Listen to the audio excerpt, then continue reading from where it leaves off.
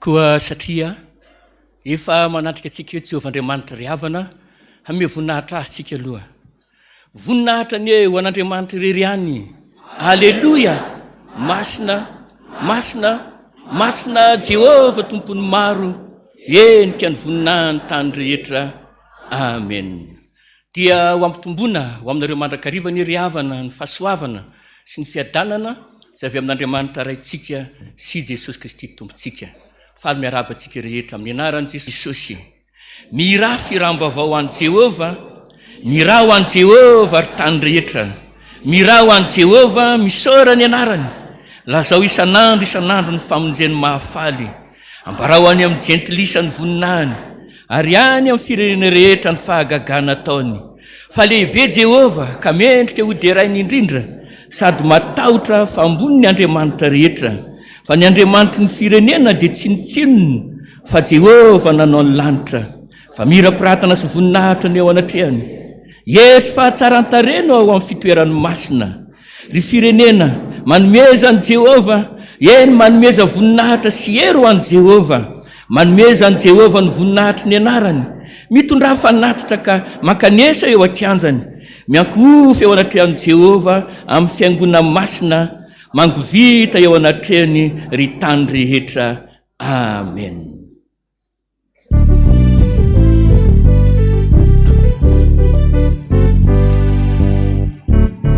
Mira feram-baova ho an'i Jehova ry tany. Mira firana ho an'i Jehova. Diambara, diambara, ambarao, ambarao amin'ny jentilisa ny voninahiny. Mira firam-baova ho an'i Jehova ry tany. Mira firana ho an'i Jehova. Diambara, diambara, ambarao, ambarao amin'ny jentilisa ny voninahiny. Firana, firam-baova, mira firana, mira firana, mira firana ho an'i Jehova ry tany. Diambara, diambara, amin'ny jentilisa ny voninahiny. Ambarao amin'ny jentilisa fa Jehova, fa Jehova, fa Jehova nomendrika izy, nomendrika ny fiterahana. Firana, firam-baova, mira firana, mira firana, mira firana ho an'i Jehova ry tany. Diambara, diambara, amin'ny jentilisa ny voninahiny. Ambarao amin'ny jentilisa fa Jehova, fa Jehova, fa Jehova nomendrika ny fiterahana. Ivavaka isika. Voninahitra no asandratra ho anao Andriamanitra. Lay Andriamanitra masina indrindra, lay mahery indrindra, lay be voninahitra indrindra ary tapotrohatra indrindra. Mpanjaka ny mpanjaka rehetra, sady Andriamanitra ny Andriamanitra rehetra, no tompony ny tompo rehetra, satria tompony fahefana sy ny rehetra ny an-danitra sy aty an-tany. Deranao zay satria faly, mbola nomenao tombon'androm-pahavelomana, mbola nomenao fofona mahavelona, mbola afaka miompy sy mankalaza anao mame voninahitra anao tonga eto amin'ity toerana masina ity zay tsy hafa eto fa vavadiny lanitra toerana efa natokana ho fanomezam-boninahitra anao ho fionana aminao fitoerana ivavana akana fampaherezana ihany koa andraisana finoana sy fahasoavana fahasalamana avy any aminao falo ny fonay misaotra anao mankasitraka eram-po eran-tsaina eram-panahy noho ny famondram-ponao tokoa mbola mahavelonay nanay tahaka an'izao ka tsy nalandrinitra anay natanteraka mihitsy ny tena soratra masina araka ny voalaza amin'ny Paoly apôstôly izay manao ny hoe fa ny fahasoavan'Andriamanitra no nahatoy izao ary no famondram-pony mbola mahavelonay nay toy izao ka isaora anaranao masin'Andriamanitra saotranao izay mankasitraka anao tompo matsiaro mandrakariva nefa izay araka ny tenin'ny soratra masina fa raha mivory ny zanak'Andriamanitra dia mba eo koa Satana manakorotana mampierikerika mitondra zao karazana zavatra maro samihafa izao mampangatsika ny foa mampananay mampierikerika anay mampivezivezy ny foa mampananay ianao anefa efa nanambara fa roay mandrakariva zany devoly zany fa efa nomeko fahefana nareo hanitsaka azy hanitsaka mianarana sy mainka handresy ny fahavalo ratsy rehetra ary toero izy dia handositra nareo ka ao amin'ny anaran'i Jesosy Kristy ilay zanak'Andriamanitra velona sy mahery avy any Nazareta yes fahefana avy amin'ny Jesosy Kristy lohan'ny fiangonana lohan'ny mpiandry no azahoanay mandidy sy mandroaka nareo Satana roana miala eto amin'ity toerana ity ny fanahy maloto rehetra ny fanahy ratsy rehetra dia volom-panelin-kelina rehetrarehetra tondra toromasom-panahy tondra fangatesam-panahy tondra aretina tondra loza didina amin'ny anaran'i Jesosy avy any Nazareta mivoaka miala amin'ity toerana ity mivoaka miala aminay tsiraray avy tsy mananjara toerana eto anareo hatsipy any efa rimrehetra fanendavako ny elo halatsaka ny afon'i Jehova mandora anareo may daholo anareo levona tsy manaketsy fampahefana eto itsony misaotra Jesosy misaotra Jesosy misaotranao izay dia amasino amarin'ny fotoana rehetrarehetra eto ankinay sy apetraka feno eo ambany fitarianao eo ambany fahasoavanao eo ambany fanatrehanao Jesosy misaotra tompo misaotra Jesosy teranao ary n'olo masina rehetra any an-danitra any mame voninahitra anao koa n'olom-bovony sy ny miaramilanao rehetra miaraka amin'ireo havanay malalanay rehetra mpiara-miazakazaka mpiara-manompo tetỳ amin'ny tontolo izao efa any aminao izy ireny faly sy ravoravo mihira fiderana mihira mame voninahitra anao tsy omby alinalina mitalakotrokotroka mihitsy tahaka ny kotro-baratra ary dia mireonirona tahaka amin'ny fenonjan-dranobe zany ny feno trabonjy any an-danitra any izahay Jesosy tsy mba mahitahaka an'izany fa tsy tsotra kely aloha mba hainay ary mba mihindrana ihany zany hika ny lanitra izany na izany aza mba raisy tompo ankasitra hoe ho fameza am-boninahitra anao koa fa tena vokatry ny fony rehetra zany manao ny hoe masina Jehova tompony maro endrika ny voninahiny tany rehetra amen.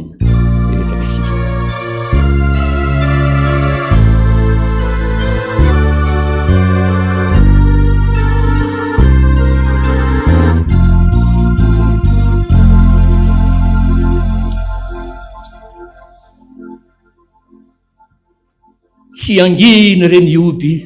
no ianao ry ziona fa indro efa miposaka aminao zao ny fahazavana soa dia le faniri-pamonjena dia ny tenin'Andriamanitra zany indro fa hotoriana hanazava ny olona rehetra tokoa izany tenin'Andriamanitra zany dia hoy izy hoe mivoary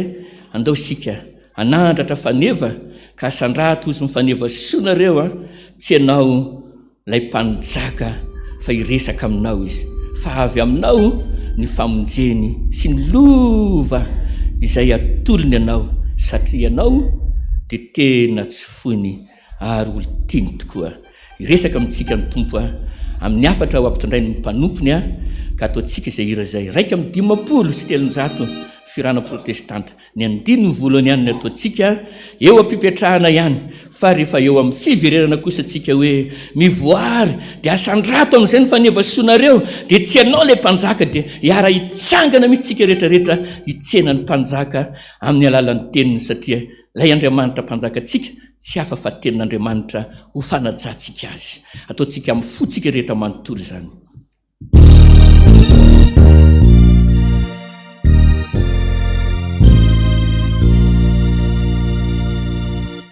Tsy angina reny io ianao izina fa minosaka mina ny fahazavana soa ny fanilobanjena eto fatorina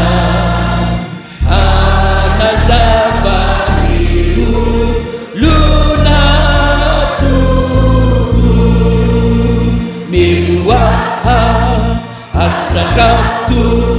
ni padefa sunare senare ni pasaka fahavia minau ni famujeni sini luva zaina tulu ni anau satianau de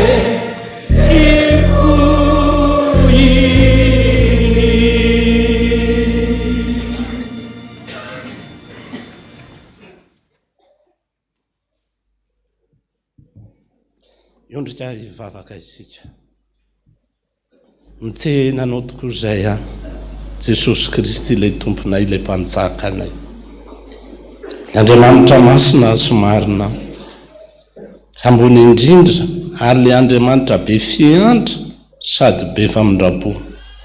misaotra anao mbola miteny aminay foana ianao mananatra anay foana mampahery anay foana manoro lalana anay foana efa be dia be ny nataonao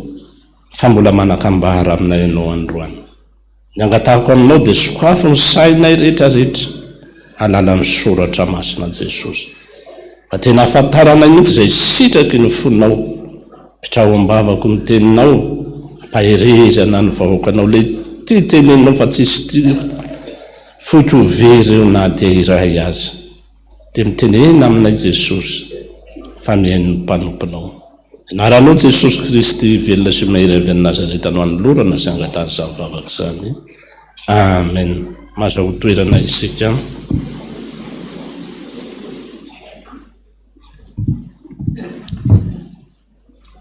Ry ava-malala rehetra ny tompo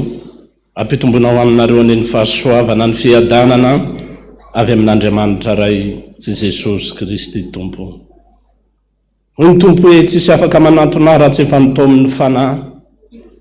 matotongeto ianao dia nitao amin'ny ray mba hiaino azy ka andeha ho hainotsika aza ny tenin'Andriamanitra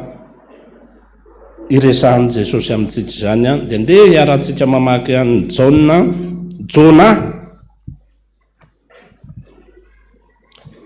Jona toko 7 dia ny andininy voalohany ka hatramin'ny 20. Raha mitovy a ny baiboly amiko ny baibolinareo a dia 450 sy 700 ao amin'ny Jona toko 7 andininy voalohany ka hatramin'ny 20. Ny pazy misy azy a dia 550 sy 700 855. Dia ho toizantsika izany rehefa vita amin'ny famakiana izany a toizantsika izany a ao amin'ny filazantsara araky lioka. Filazantsara araky lioka toko 7 filazantsara araky lioka toko 7 dia ny andininy 7 ka hatramin'ny 400. Lioka toko 7 dia ny andininy 7 ka hatramin'ny 400. Ary ho faranantsika ao amin'ny Petera faharoa. Petera faharoa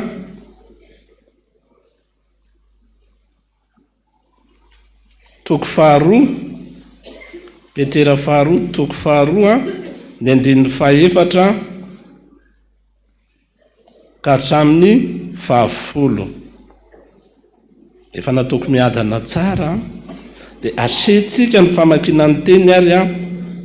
avy aty amin'ny Jona toko fahatelo andininy voalohany ka hatramin'ny fahavalo ambin'ny folo dia ilioko amin'ny manaraka ary Petera no amaranantsika azy. Jona toko fahatelo dia ny andininy voalohany ka hatramin'ny fahafolo. Zay ny anaran'i Jesosy. Ary tonga fanondrony tamin'i Jona ny tenin'i Jehova nanao hoe mitsangana ka makanesan'ny Ninive ilay tanàna lehibe ary toreo amin'ny teny izay lazaiko aminao. Dia nitsangany Jona ka nakany Ninive araky ny tenin'i Jehova. Ary Ninive dia tanàna lehibe teo anatrehan'Andriamanitra dia lalana atelona. Ary Jona netomboka nandeha tao an-tanàna lalana indray andro ka nitoro hoe rehefa afaka 70 andro dia horavany Ninive. Dia nino an'Andriamanitra ny mponina tao Ninive ka niantso fifadian-kanina sady tafy lamba fisaonana hatramin'ny lehibe ka hatramin'ny kely. Ary no nefa reny mpanjaka Ninive zany dia nitsangana niala tamin'ny seza fiandrianana izy ka nanaisotra ny akanjom-boninahiny dia nisarona lamba fisaonana sady nipetraka tamin'ny lavenina. Ary nasaina natsona sy nambara eran'ny Ninive araky ny didin'ny mpanjaka hoe aza vela isy anendrianina akory na olona na biby fiomby dia niondry amanosy sy niomby. Eny aza vela isy sy ihinana na isotro rano akory ireo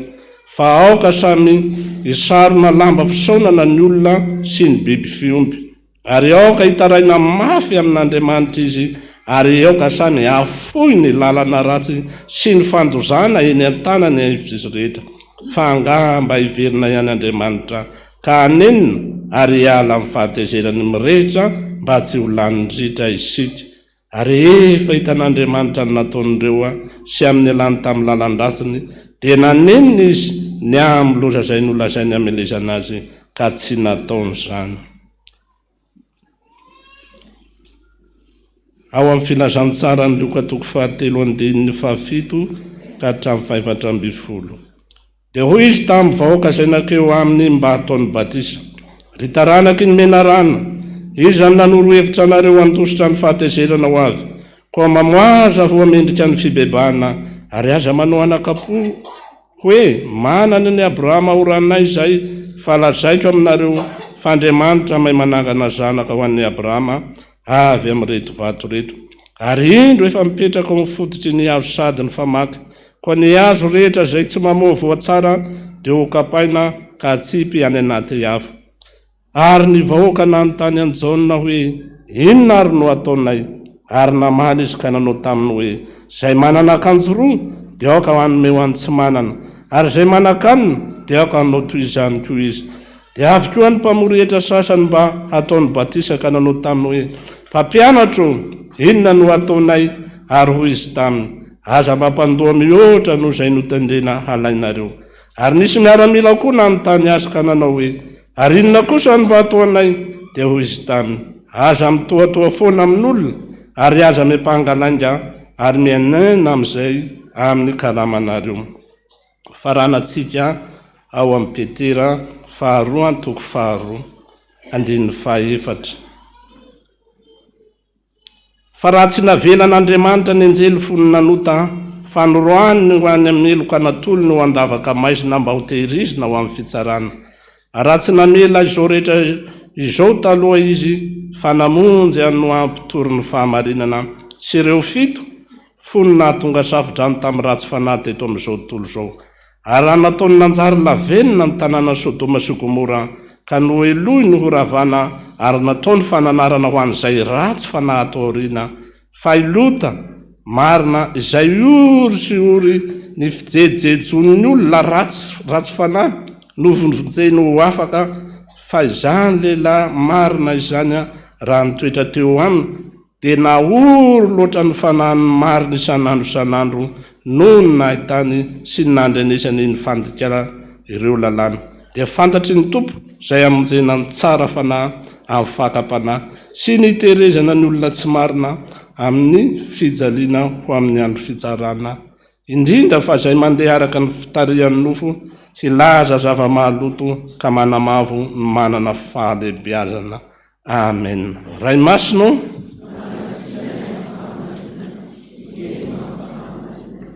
Amen. Voalohany dia mbola mamerina ny fiarahabanantsika rehetrarehetra indray. Tafavoaka soamantsara ny taona 2024 taona ny fananganana ny rava. Efa niasa tamintsika Andriamanitra, efa namindra fotsy tamintsika Andriamanitra, matoantsika tratra nyity taona 2024 ity ka dia miara abantsika rehetrarehetra zao tsika vao mifankahita zany tratra zany taona 2024 zany miara aban'ray mandreny dada Randrenatoandro ary zay mpamina ny lehibe ny FPVM koa miopina atretsika rehetra. Ndeha teka mafy be loatsika fisoratsika n'Andriamanitra.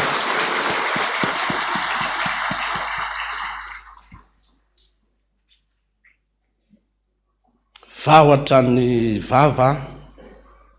ny lela rehefa naheno fa taona an'iny ty averinao hoe taona an'inona fa dia inona loatra re ohatra mbananao ihany ohatra mbany asa ihany zany fijeritsika olombelona fa ny fijerin'Andriamanitra malala ny zavatra rehetra, mahafantatra ny zavatra rehetra afa mijerina.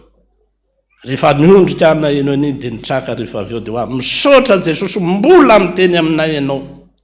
Zany Andriamanitra ny Andriamanitra ny velona no miteny ary matoa Andriamanitra mbola miteny mananatra dia tiany ianao zay. Fa rehefa Andriamanitra ny tsy miteny tsony ohatra tsika manana zanaka dia aloha ny andeha hoanika tenenina foana fa fa mbola matoa izy mbola miteny zanaka tiana no an'inona narina azy fay. Zany fandringanana zany ambarako anao loza mahatsiravina zany, fahafatesana marobe zany natao fandringana. Raha olona ray olona roa olona folo maty mbola tsy fandringanana zany fa tena amin'ny alalan'ny ady reny, amin'ny alalan'ny mosary reny tsisy mihinan-kanina tsony maty ny olona rehetrarehetra, ny alalan'ny arety mandringana sationany fotsiny le Covid nandalo teto reny efa karazan-drazana fandringanana. Misy ny hafa ary nambara zao fa ny tension ny arrêt de cœur ireny indray fitaovana anankiray. Fa inona kay ny mahatonga an' Jesosy anao an'izany mpanota isika, maditra isika, nefa tsy foiny Jesosy tsika dia anariny foana. Zao ny toetra n'Andriamanitra io nareo manohy azy maro-po mandefitra foana, miantra foana, na dia maditra ary na dia tsy leo anarina atsika. Fa rehefa tafahoana maninona, tafahoatra dia hoana, tsisy tiana ho tahaka ny zanaka hony fa raha manaikitra an'ony maninona. Fa neny Jesosy tsy mba mbola izany mbola miala nenina foana izy, mety manadino ny zana amin'ony ny vehivavy fa za kosa maninona. Dia zany mbola hitenenany atsika, zany mbola nanariny atsika, tsy adinon'Andriamanitra mihitsika ary tsy miovy toetra n'Andriamanitra hoe maharo-po. Tsika olombelona voafetra. Za mba nijery film anankiray malokila dia tantaran-drajao dia le nisy nahy vavabe dia niafinao anaty armoire izy dia rehefa miteny an'izao dia teneny ohatr'izao dia tao ohatr'izao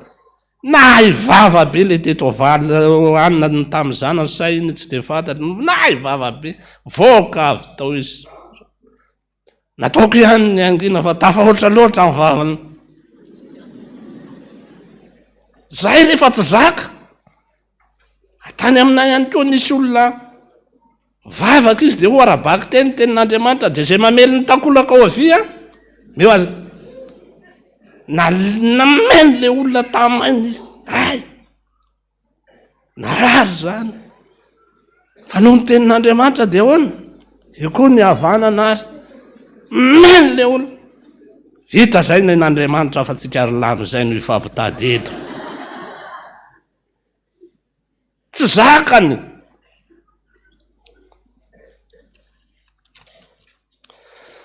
jerevonge Ninive ten'Andriamanitra mihitsy ny tena ho ravako Ninive ary jerevinareo ny famindrapo famindrapon'Andriamanitra ny tiako isariana atsika eto ny famindrapon'Andriamanitra dia mbola miteny hoe afaka 7 andro milaza meloha zany izy tsy tonga dia miaraka amin'ny vava fa mbola milaza mihitsy mba hafanao mieritreritra aloha mba hafanao miomana aloha mba hijereny toetranao na ino ianao na tsino na iova ianao na tsy iova afaka 7 andro nalefa jonana kany jonana eny atahotra ary za tena zao ray aman-dreny zao koa tena ilazan'izany fandringanana zany eny mampatahotra zany ary za ry nahitoro ny teniny zany eto ohatrano ny Jesosy raha mba nytiako dia le amin'le tema leo fitahimbe reny mba zay vo mitoro teny fa gaga fa fandravana na nandefasana eny fa natahotra ane nandositra ane fa rehefa niteny Jesosy dia nakany tenenindreo voalohany natao Ninive dia tena niainy ny mpaminany izy niainy ny mpaminany zay teny ny mpaminany teny Jesosy nampitondrany any mpaminany Jona tena niainony ary nekeny inona nataony fibebana nera olona tsisy an'izany atrampantsaka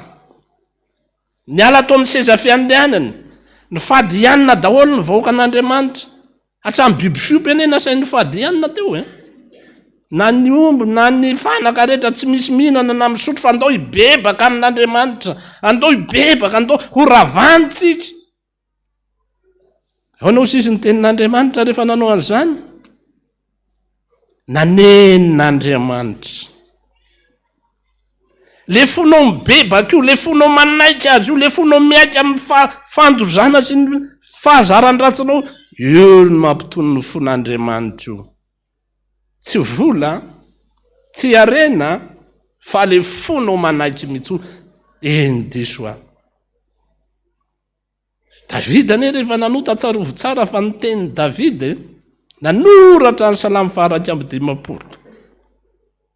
taminao dia taminao tokoa ny nanontako ary ny ratsy efa eo masonao no efa nataoko ohatr'izany nataony Ninive niainy ny mpaminany izy zay nitondra ny afatr'Andriamanitra ny faharoa taterana arabaky tenin'ny fibebana dia faly Andriamanitra ne faly rehefa mibebaka tsika tsisy tiano very na dia iray ary zany ny fifaliany zany fa rehefa nijerevantsika indray tao amin'ny Petera faharoa Sodoma sy Gomora natahoana Sodoma sy Gomora naringana lasa lavenina mba ho fananarana ny samy fa inona ny nahatonga ny Sodoma sy Gomora sy ny mponina natao naringana moa raha mijery amin'ny Genesis 7:20 nareo dia zao ny teny eo fa ny mponina natao Sodoma dia ratsy fanahy sy mpanota indrindra ahoana hoe indrindra zany ho tafahoatra loatra any ka raha nanao intercession vavaka ny fona tamin'ny ary Abrahama zany ny asa mpaminany mangala aza ravana ny tanàna raha misy 10 tsy ravako raha misy tsy ravako dia jerevo lota ompetera mivakitsika teo lela marina dia ory indrindra izy malahelo indrindra izy rehefa mahita ny fanaoneo amin'ny tanàna manao ratsy mananatra foana izy zao ny mahazo azy zay zay mpivahiny ety indray no seho tsara nay sy ananatra anay mbola ataonay mahita ratsiratsy koa ary zay olona mananatra mitondra ny feon'Andriamanitra, tsy ny enona, tsy ny ekena. Dia tsy mba nahazo famindram-po tahaka ny Ninive izy fa inona no azony? Fandringanana. Lasa vovoka, lasa lavena. Fa zao Andriamanitra tsy mba mandringana ny olo-marina zany. Andriamanitra tsy mba mandringana ny olona manompo azy zany. Navotany tao azy. Iza ny navotany izy? Lota sisa sy ny zanany. Inona natonga azy? Satria nino an'Andriamanitra. Ary aza dino. Andeha vakitsika mitsy aloha ny Genesis 7:20.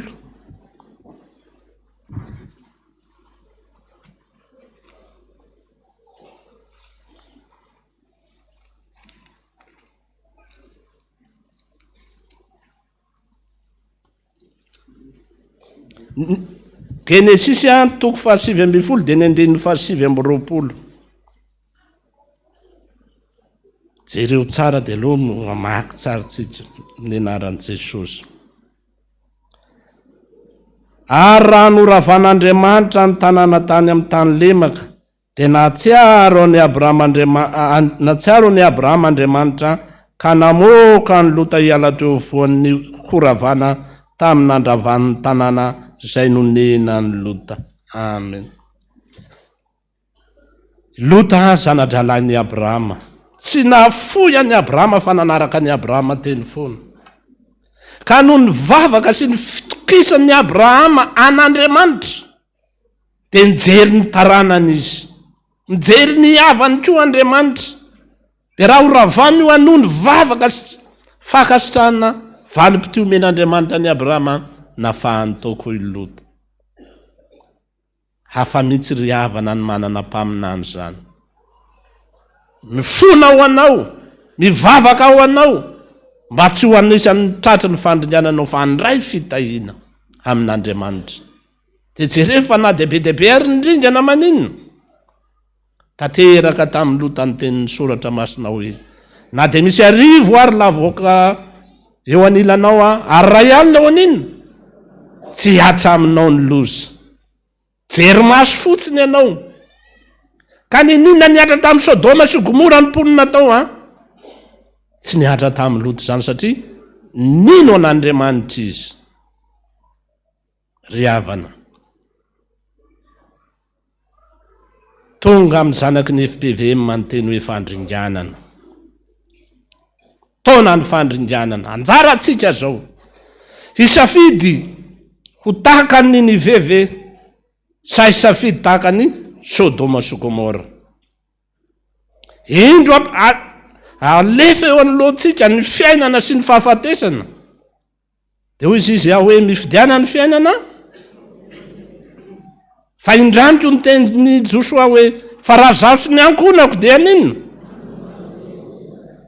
Safidy an'izay. Nomena lalana miditsika rehetra. Raha misafidy ny fiainana anao dia famelan-keliko ano azo. Ary raha misafidy ny tsy ino, tsy ny teny alefan'i Jesosy ampitondrana ny mpaminany dia inona? Lasa lavenina. Io ny mpaminantsika dada randrena atoandro, na ampitondrany teniny io, anjarako anjaranao ny mieritreritra. Ary ny lioko izay nivakitsika teo, indro efa maninona eo potitry ninona ny famaky? Zay tsy mamovo tsara dia maninona? Ho kapaina. Fa izy tsy niteny hoe zay mamoa, fa zay mamovo tsara zany maninona? Tsy ho kapaina. Atsika dia mivelatra eo safidy ny atsika rehetra. Petraka ny safidy vao manomboka ny taona. Safidy anaraka an'izy ary tsika.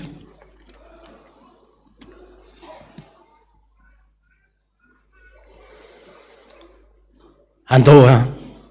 mba hianatra ny nataon'ny Ninive. Tenenina foana ato amin'ny setry ny fiangonantsika. Ary zay tsy tiako mitsy na ny amerina. Ozy izy ny apôstôly hoe zany fijangajangana zany aza tononona eo anatrehany anatsony fa efa mamenatra zany. fanompotsy fijangajangana halatra langa solokiny reny rehetrarehetra reny a manao andreny daholontsika mpanota daholontsika fa fanimpanota amin'ny bebaka ato aho tsy tantaran'ireny ntsony fa hitodika amin'ny asa fivelomana sy ny asa fanompona satria o nantany miaramila inona ny ataonay nantany mpamorehetra inona no ataonay nantany vahoakan'Andriamanitra inona no ataonay dia nanome vahaolo an'Andriamanitra zao no atao ary aza manao an'izao zao no tanteraho dia manontany asianao indray Andriamanitra androany amin'ny asa fivelomanao amin'ny asa fanomponao dia ahoana ny avalinao asa fanompona miasa tsara ve mpiandry ahoana ny avalinao azy zao ny torolanan'i Jesosy nda nataovy ny asako ndana ary dekona ndana ary mpiandry andana ary sampana ndana ary mpandray fanasan'ny tompo Andriamanitra mpandray fanasan'ny tompo reny ozy izy le anankiray nanontana pastera nareo ny tena efa may sady nareo ny tena ho tsarana mafimafy tokoa dia ahoana ho afa zay moa mbola mpandray fanasan'ny tompo dia nitodiako izy tandremo zao tsy misy miteny ao ny pastera no tsarana mafimafy kokoa na inona fa zao ny teny soratra masina zay manao sitrapoko ihany no aninona azo ny fiainana fa le miteny amin'ny pastera hoe aza mijangajanga no miteny amin'ny mpandray fanasan'ny tompo hoe maninona koa aza mijangajanga sa rehefa mpandray fanasan'ny tompo afaka manao anina kely fa nen'Andriamanitra andotsika tena iova voalohany mba fataro hoe ny asanao asa mifanaraka tsara amin'ny sitrapon'Andriamanitra ve fa misy ane te anakarena fotsiny tsika dia manao ny asa rehetra rehetra zay fantatra fa tsy mifanaraka amin'ny sitrapon'Andriamanitra aza maka an'izay ananina ozy izy aza maka an'izay tsy tokony zay alony olona ihany ny mpanao kolokolo rehetra rehetra any amin'ny asa tenenin'Andriamanitra atsanony reny minona amin'ny karamanareo minona amin'izany ve tsika zanaky ny FPVM sa mbola mandeha manao businero misolokeroa jerevo tsara ny asa fivelomana misy asa efa tsy mifanaraka amin'ny sitrapon'Andriamanitra sao dia Jesosy amin'ity mandeha ty lomamy raha fo amiko aloha fa ny amin'ny sisa tsy hanao tsony avy ty lohany tiako ane ty Jesosy dia ataoko aloha ty fa tonga amintsika ny tenin'Andriamanitra elao zany ratsy rehetrarehetra zany mitsika manana mpampiasa masika be manao karamavary masaka ozy izy za manao an'izany ataovy tsara misy koa tsika mpiasa tena tsy manao ny azantsika kamo dia manao nareo fonctionnaire zeto le karaha misaky ny farany volana ihany no atenaina fa na mandeha ny asa na tsy mandeha ny asa maninona tandremo fa ireny tsaran'Andriamanitra antsika ireny fa ozy izy ny soratra masina ny asany rehetra ataony lavorary avokoa ka ninina asanao ry Josefa ny mpiasa trano tany Egypte fa tena mitokisany mpampiasa azy izy tena mitokisany mihitsy satria lehilahy natahotra an'Andriamanitra ary nambinina reo mpampiasa azy ry no ninona no ny fananana mpanompon'Andriamanitra manontolo pasteur an'le mitoro teny aminareo mba mpiasa ihany sady mampiasa misy fotoana ny asako moa manao trano dia manao lalana reny ny anarana zany dia manana santé maromaro fa vao miditra tamin'izaho mpiasa zao afa manana ny anahy fa tamin'izany asa tamin'olona dia efa napetraka tsara tany mihitsy le ny mpiasa tsy mahazo mangalatsika tehirizina tsara torina foana zany dia nisy namako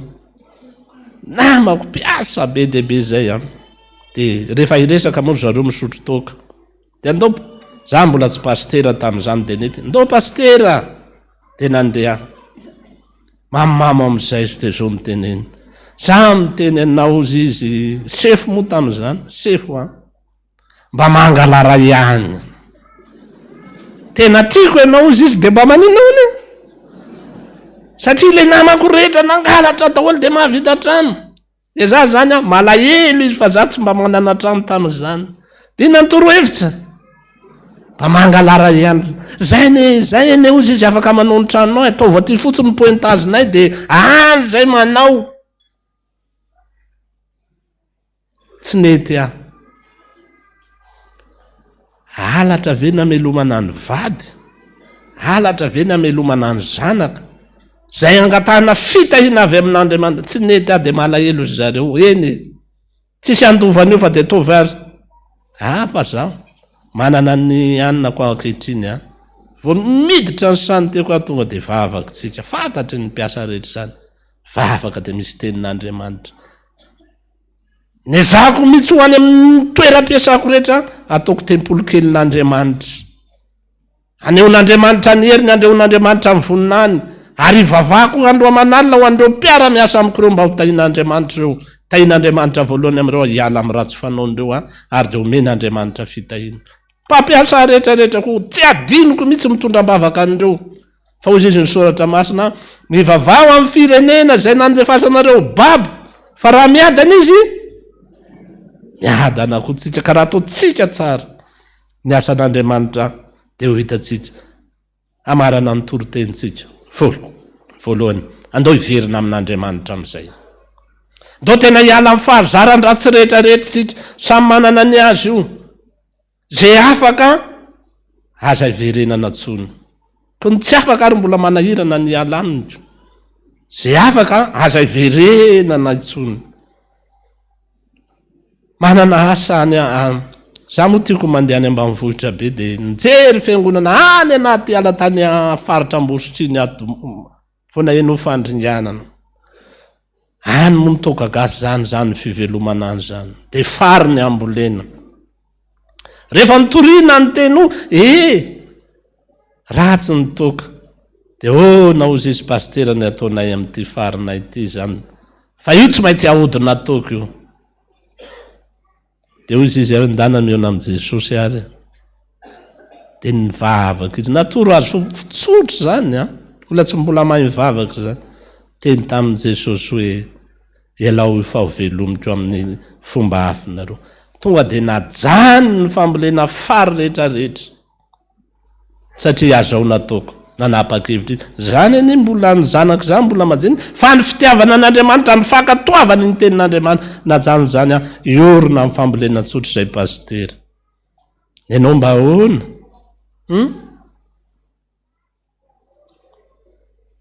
mba fantatrao mba sahanao ve ny miala am'izany asa tsy mifanaraka amin'ny sitrapon'Andriamanitra zany mba hainao ve ny miala am'izany fidira mbola mateza nefa tsy araka ny sitrapon'Andriamanitra petraka ny teny ho atsika rehetrarehetra fa zao nao paherezako atsika na isy ary ny fandringanana ny mpanompon'Andriamanitra mahatoko tsy mba haringan'Andriamanitra zany na nalefa ary ny safojano no tsy mba naringana tsy adinon'Andriamanitra na nalefa ary ny fandevonana ny Sodoma ilota navoaka an'Andriamanitra tsy adinon'Andriamanitra ezaho sy anao koa rehefa tena manompo an'Andriamanitra tsy adinon'Andriamanitra zany fa ozy izy hoe ho tahiko ny taranaky ny marina harena sy fananana no ao anatiny minoa an'Andriamanitra minoa amin'ny mpaminany de ho ambenitsika rehetrarehetra voninahitra ho an'Andriamanitra irery any amen.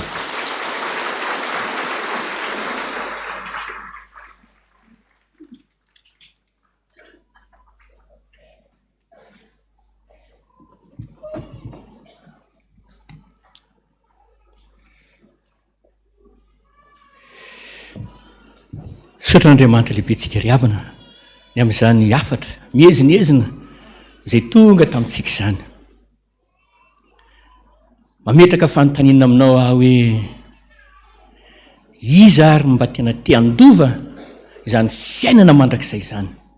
raha mpanangatanana angamba de mionao fa samy anangatanana daholo tsika rehetra marina sa tsy marina zany samy te-andova fiainana daholo raha mpanangatanana koa izy ny tiana-karena dia samy anangatana daholo tsika hoe samy tiaka anakarena daholo sa tsy zany tena ilaina ny arena ry havana tena ilaina fa nefa kosa raha arena azo amin'ny tsirariny a tsy araka ny sitrapon'Andriamanitra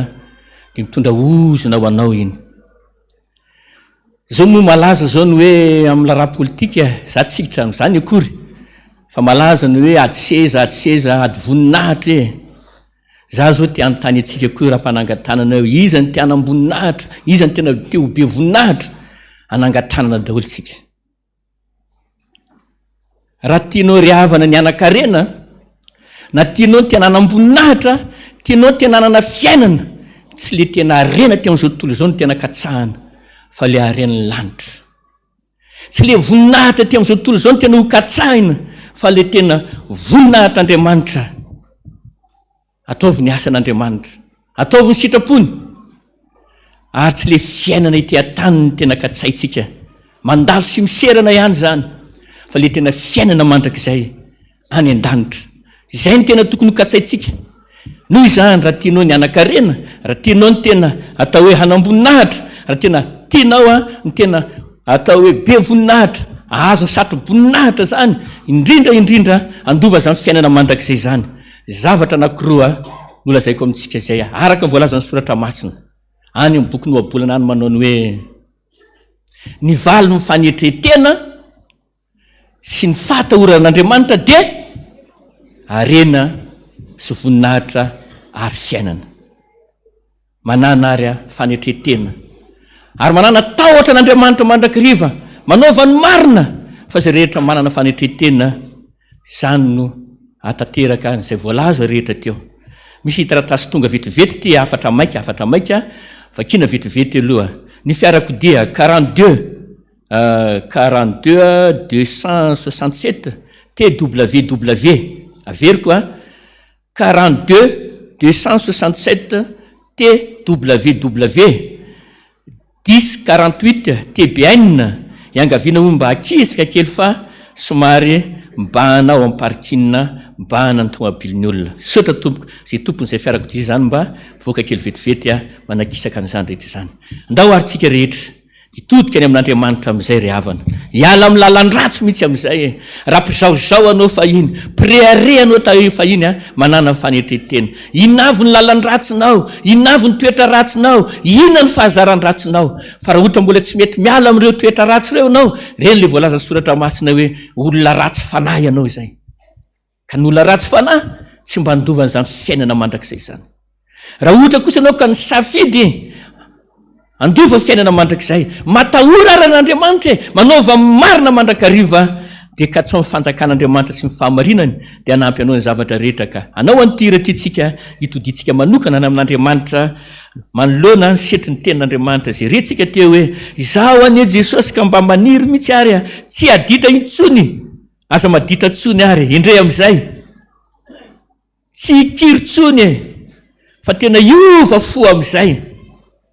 andro fanavaozana zao nefa ny atsika tena fanavaozam-panany tena takiny tompo amintsika zay noho izany miverena amin'ny fitiavana voalohany ianao raha ohatra efa natsiary fa efa nania tahaka ny zanakadala miverina amin'ny rainy mba ho sakaizan'Andriamanitra mandrakizay toria ary manana mihitsy anao faniriana ao anatinao hoe zaho anie Jesosy manana faniriana mba hanana fo madio mihitsy mba diovy mandrakariva koa ny tena koa ho tempolinao masina mba ho sakaizanao mandrakizay ny andininy voalohany ihany ny ataontsika sy le andiny faefatra hoe izaho anie Jesosy ka mitaraina fa maniry anao ry mofonaina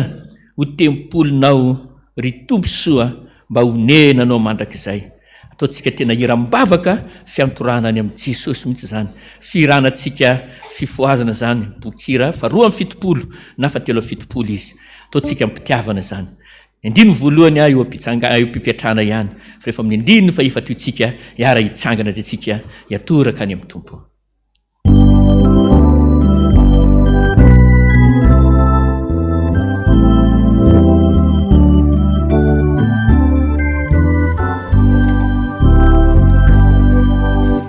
Sawane Jesu kamba maniry tiati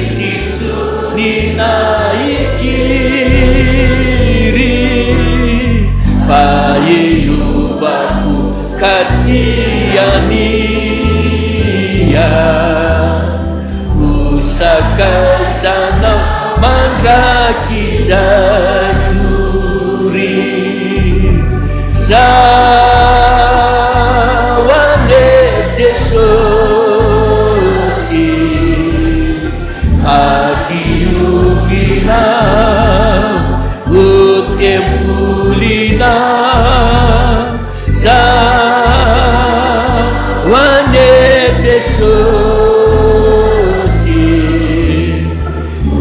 sakaizanao mandraky zadory sangana amin'iretsika rehetra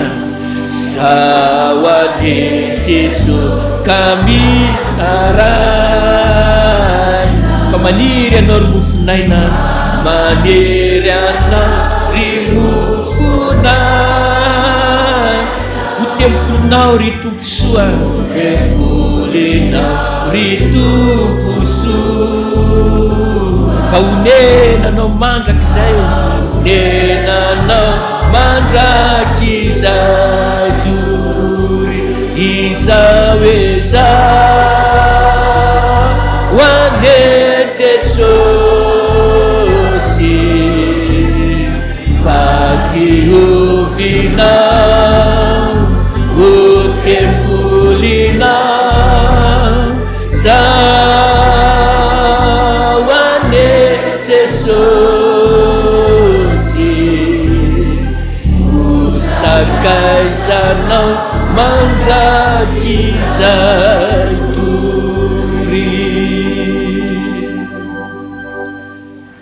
vavaky sika manatona anao zay Jesosy mitondra ny tenanay tsiraray avy eto anatrehanao satria matsiaro mandrakariva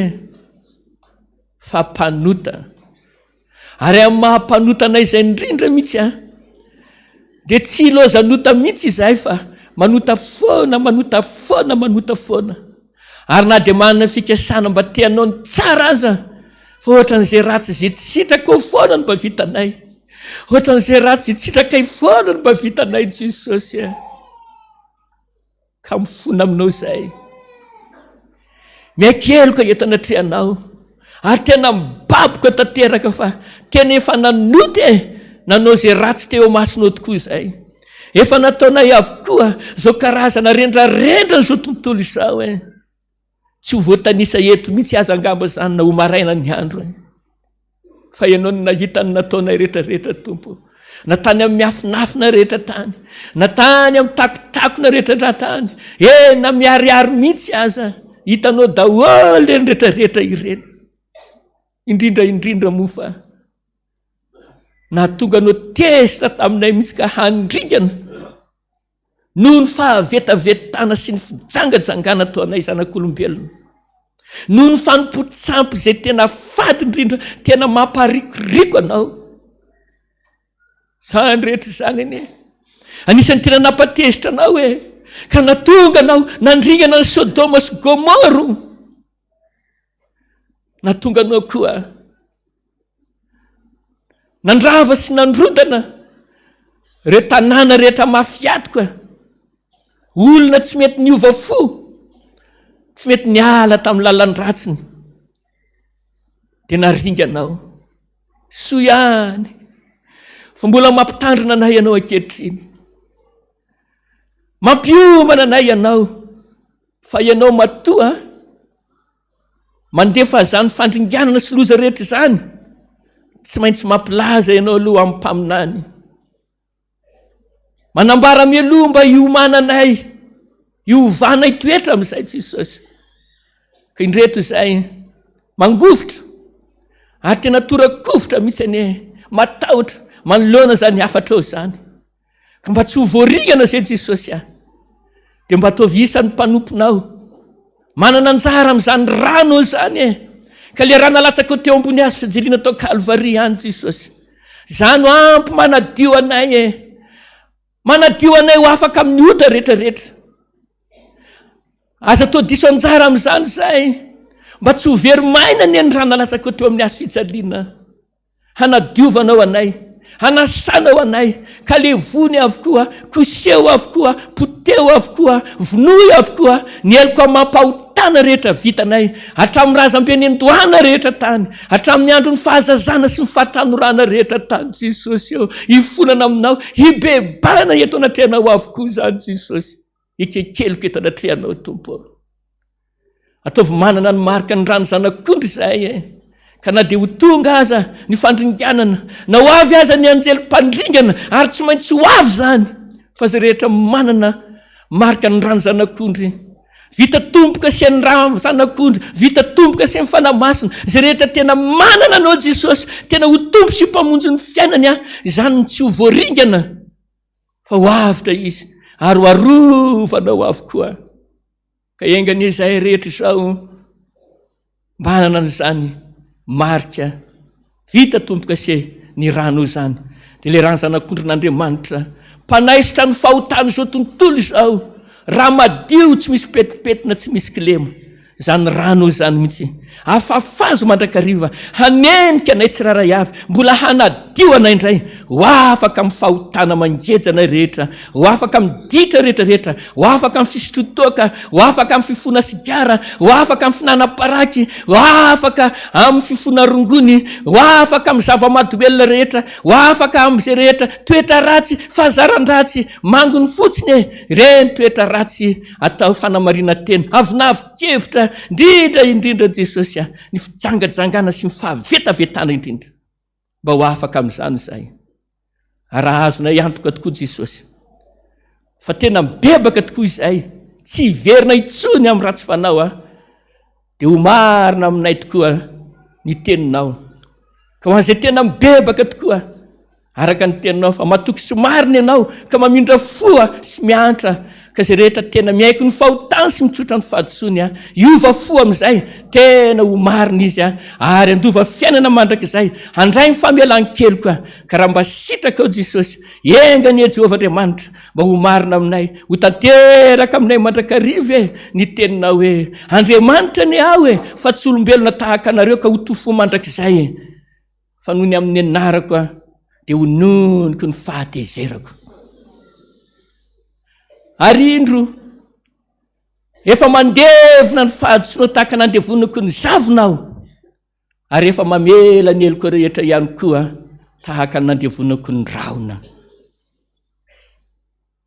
Fa Andriamanitra mamindra fo sy miantra Jehovah, maro-po sady be famindram-po, ka vaovao aminao isan'ny maraina, eny isan'andro mihitsy aza ny famindram-poko aminao. Ko avoavelako ny eloko be, satria be fitiavana ianao ary ny finoanao nefa nahavonjy ianao,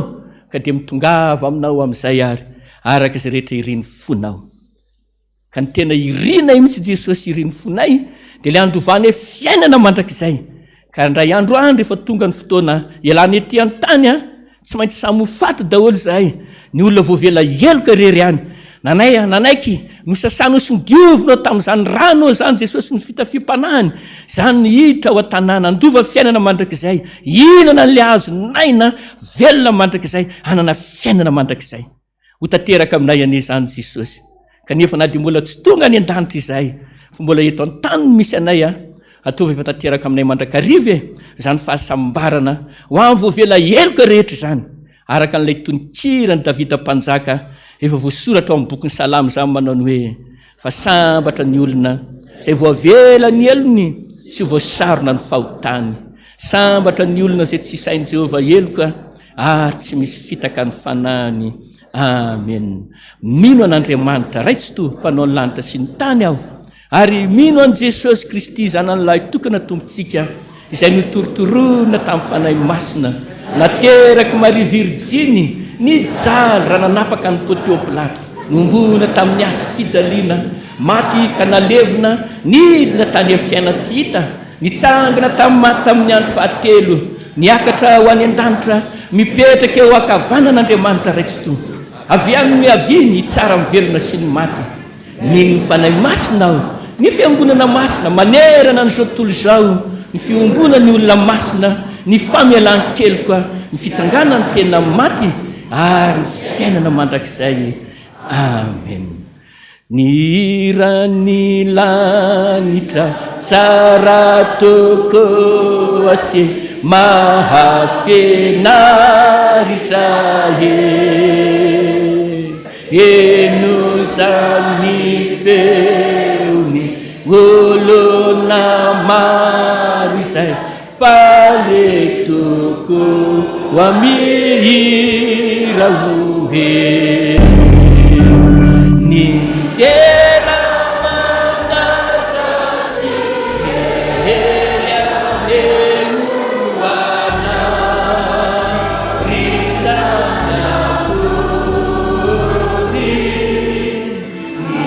tena manasa sy hery anehoana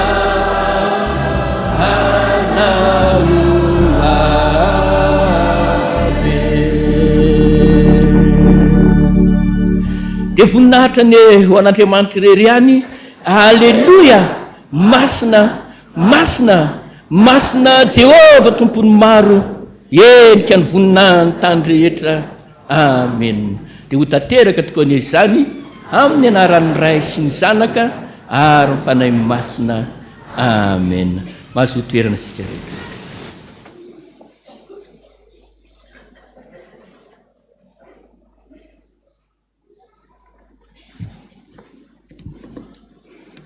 dia mbola faly miarabanareo miaramila ny lanitra kehitriny atao tananandrano. Voatendry anao aniversaire atao ambadika atao dia nisy feo nyteny hoe ataovim-popoaka fauvin. Tsy haiko zany Jesosy ampopoaka ahoana fa pasteur Andrinataona tsy tian'izany mipopoaka izany fa le manetry tena ny tiana izany fa zay mba teneko dia arahanareo rehefa hitivety. Ny miaramila rehefa any amin'ny tobeny dia mitsangana dia manao hoe miaramila dia ozy miaramila vonina. Ianareo zany la miaramila an'i Jesosy dia mitsangana reo hatrany amin'ny première, deuxième, quatrième mangataka anareo hitsangana vahoaka an'Andriamanitra miaramila vonina. Dia rehefa miteny hoe miaramila dia miara-mirety nareo miara-vonina. Mitsangana zato pasteur fa tokony nareo mitsangana fa izy le manam-boninahitra. Miaramila! Pasteur Andrinatoandro. Reo miaramilanao eto amin'ny rez-de-chaussée, ao amin'ny première, any amin'ny deuxième, any amin'ny quatrième, mieraka izao tontolo izao feno miaramila ianao ny lehibe anay. Ianao le manana amboninahitra ny tenen'i Jesosy hitantana reto miaramila be da be reto dia samy manana akanjony rehefa le fonony tena miaramilanao. Mitaridalana anay no men'Andriamanitra anay ianao. Mo tena miaramila vonina zay anao sitrapon'Andriamanitra mbo mpandresy fa tsy ho resin'ilay fanahy resy andringanina. Dia ataoko amin'ny teny français les pasteur Andrinatoandro. Bon anniversaire à toi. Que Dieu de l'amour soit toujours dans ton cœur pour nous et qu'il t'écoute toujours pour nous guider dans le droit chemin. Dia tsy haiko raha misy fotoana rehefa ve arabanao fa dia ohatrany angarana kely anao androany dia azabedesina ary borao hoe fauvin manitadresaka fa dia fetin'ny pasteur androany tamin'ny 14 janvier. Dia bon anniversaire pasteur, andray tananao neritreritra zay dia kopakopa tananao bon anniversaire. Dia ny ten'Andriamanitra ho anao atao hoe fo kely atao anaty soratra marinaty fa raha natazana angaronareo dia namatibadika baiboly mihitsy atao Jesosy iny no tenena amin'ny pasteur fa izany inao ny tompony teny. Ina no mena azy fa rehefa misy mamaky fa anniversaire amin'ny pasteur eto isa-taona dia tena zavatra mafonja sy lalina, tena zavatra tena mendrika ao anazy. Dia izany miaramila lanitra zany dia le Jesosy ny mpanolotsaina amin'ny pasteur dia aparitany amintsika. Ary amin'ny fitahiana arotsaka pasteur amintsika dia tsy voavalitsika na rovina na rovina. Nanao procession foana ary tsika tsy voavity vola mihitsy ny fitahin'ny pasteur sy mivavaka ataony antsika dia vavampitondrana anareo. Dia izao ny ten'Andriamanitra ho anao pasteur meny Jesosy fa tsy tevady amiko ao amin'ny Genesis Genesis toko 12 fa 1b. Ny teny mandry eo dia izao ny teny eo hoe ny nanaovan'Andriamanitra fanekena tamin'ny dia hovaintsika pasteur Andrinatoandro. Ny nanaovan'Andriamanitra fanekena tamin'ny pasteur Andrinatoandro. Dia izao ny teny eo hoe aza matahotra pasteur Andrinatoandro. Izao no ampinganao sy valim-pitianao lehibe indrindra ho anao dia raha izay tsy avalim-pitianao fa le Jesosy tompony fitiavana amin'ny fonao manontolo. tokony isy vavaka ohatran'izay nefa mangataka en tant que misy manana mpiara-miasa pasteur dia mangataka safady pasteur Romain alohan'ny izy anniversaire dia mangataka anao mba hivavaka fo eo amin'ny pasteur safady indrindra safady.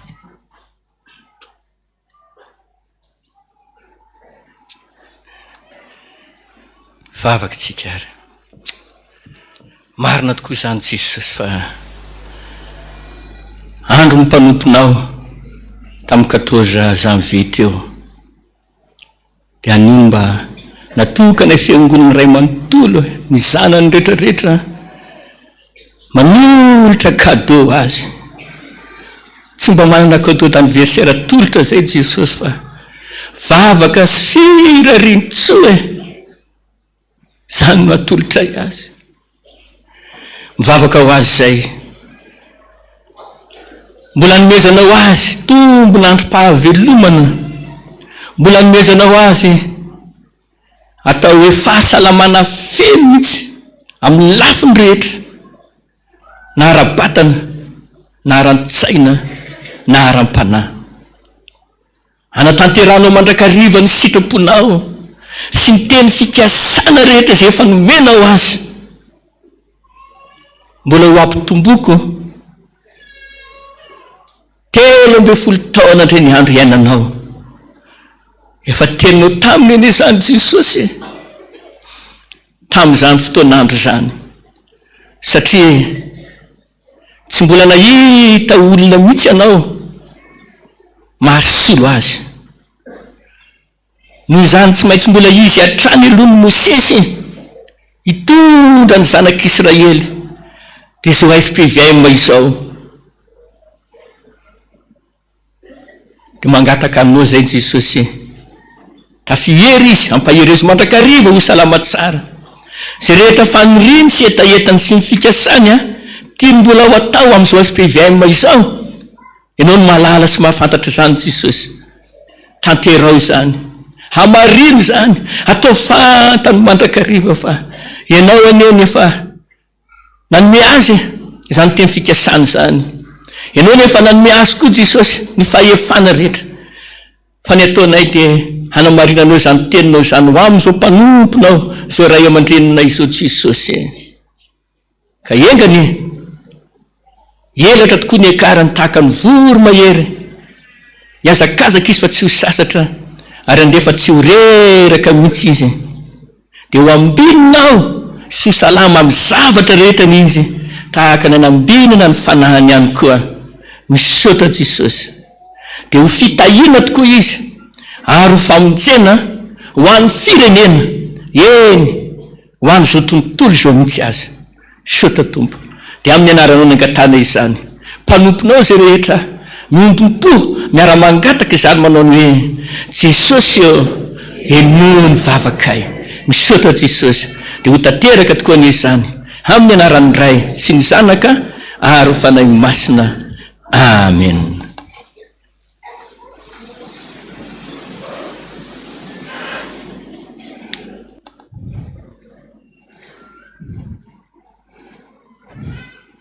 Dia ovakina ampitiavana amboninahitra mpanetretena ny anaran'ireo mpanompon'Andriamanitra nanoratra ny anarany dia ara-bairana soavina tombonareo tsirairay avy izay nanoratra pasteur Andrinatondra Jean Joseph tamin'ny 14 janvier, rakoto malala andro ny anina mamy tamin'ny 12 janvier, andria mamonjy vololom-boangy rakotondrabe andro tsilavy tamin'ny 17 janvier mangataka vavaka, raha famezatso Lucien sy vola tamin'ny 11 janvier, raha soa Anatoandro Jacqueline Vert janvier, raha manantena soa Antanienne tamin'ny 14 janvier, rakoto arso Mirantso Enitso tamin'ny 18 janvier, raha manatso Thierry 14 janvier, raha Jacob Alexandre Iva 17 janvier, raha andria manantena Mioraso Fitokina tamin'ny 17 janvier, Andrianarivo Mahita Fitaso any Allemagne, Léa Fenoni Riantso any Allemagne, Andrianarivony Solofinirina Jedida any Allemagne, raha Zanatsatovo Niry Princy tamin'ny 18 janvier, raha Zafimanmonjy Ariva lalaina tamin'ny 11 janvier mangataka vavaka, raha Fanomezatso Iaro Miantsa 11 janvier, raiky amby folo taona mangataka vavaka, raha Zafiarimanana Faranirina Sylvie tamin'ny 6 janvier, raha Marola Bernard tamin'ny 10 janvier, aoly arisoa fitiva arisoa tamin'ny 16 janvier raha fiarivo misa Ismaël 9 taona tamin'ny 12 janvier Randrian-Tsitoaina Pierrot tamin'ny 12 janvier mangataka vavaka mba hiveriny vavaka mivereny Randria Nantoandro Janine Olga tamin'ny 14 janvier Ratovondrainy Germaine tamin'ny 14 janvier Rasamanantsoa nomena fiderana telo taona tamin'ny 13 janvier John Arson fitahina 10 taona tamin'ny 2 janvier Mimanantsoa nomena fiderana tamin'ny 13 janvier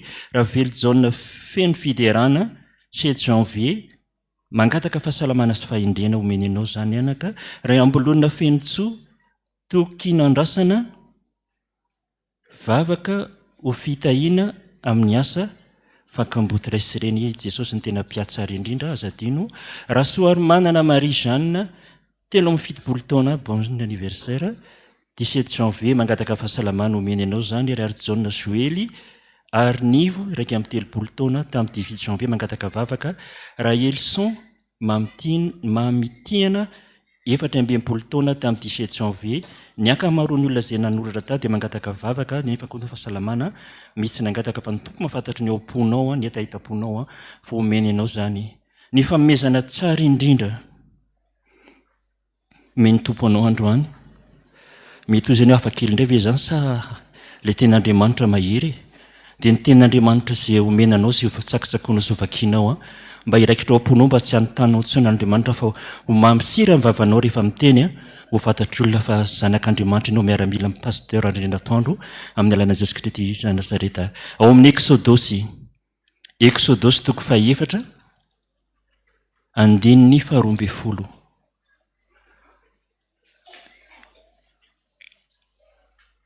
mahita daholy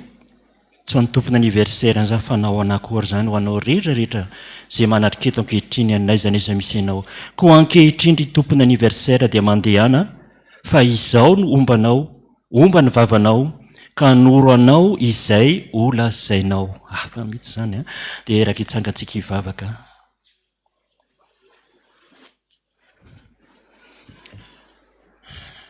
Jesosy io Andriamanitra fipetraka ny viva fijery rehefa saina mame voninahitra anao zay saina manititra ny tananay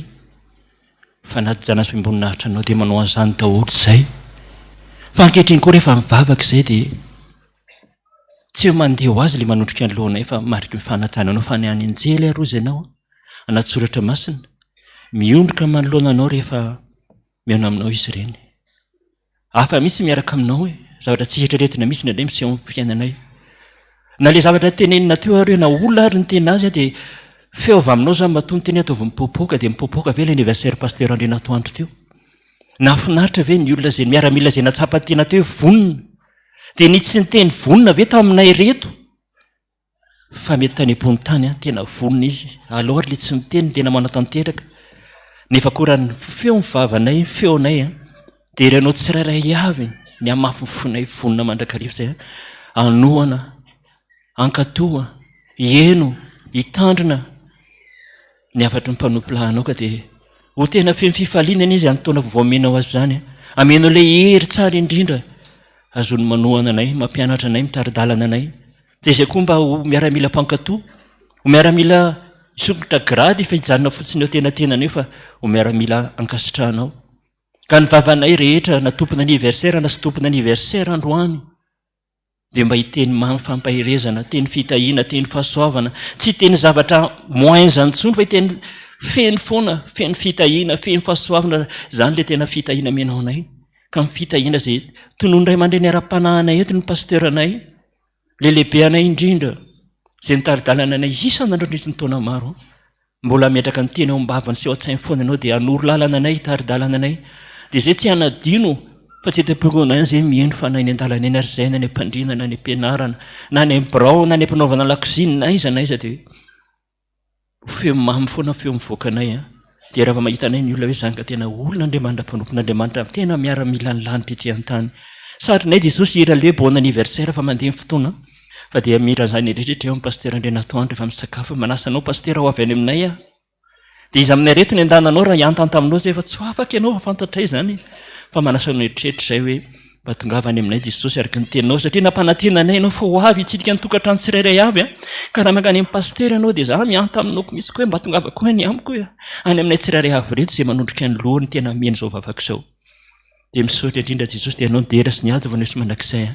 bon anniversaire pasteur amen.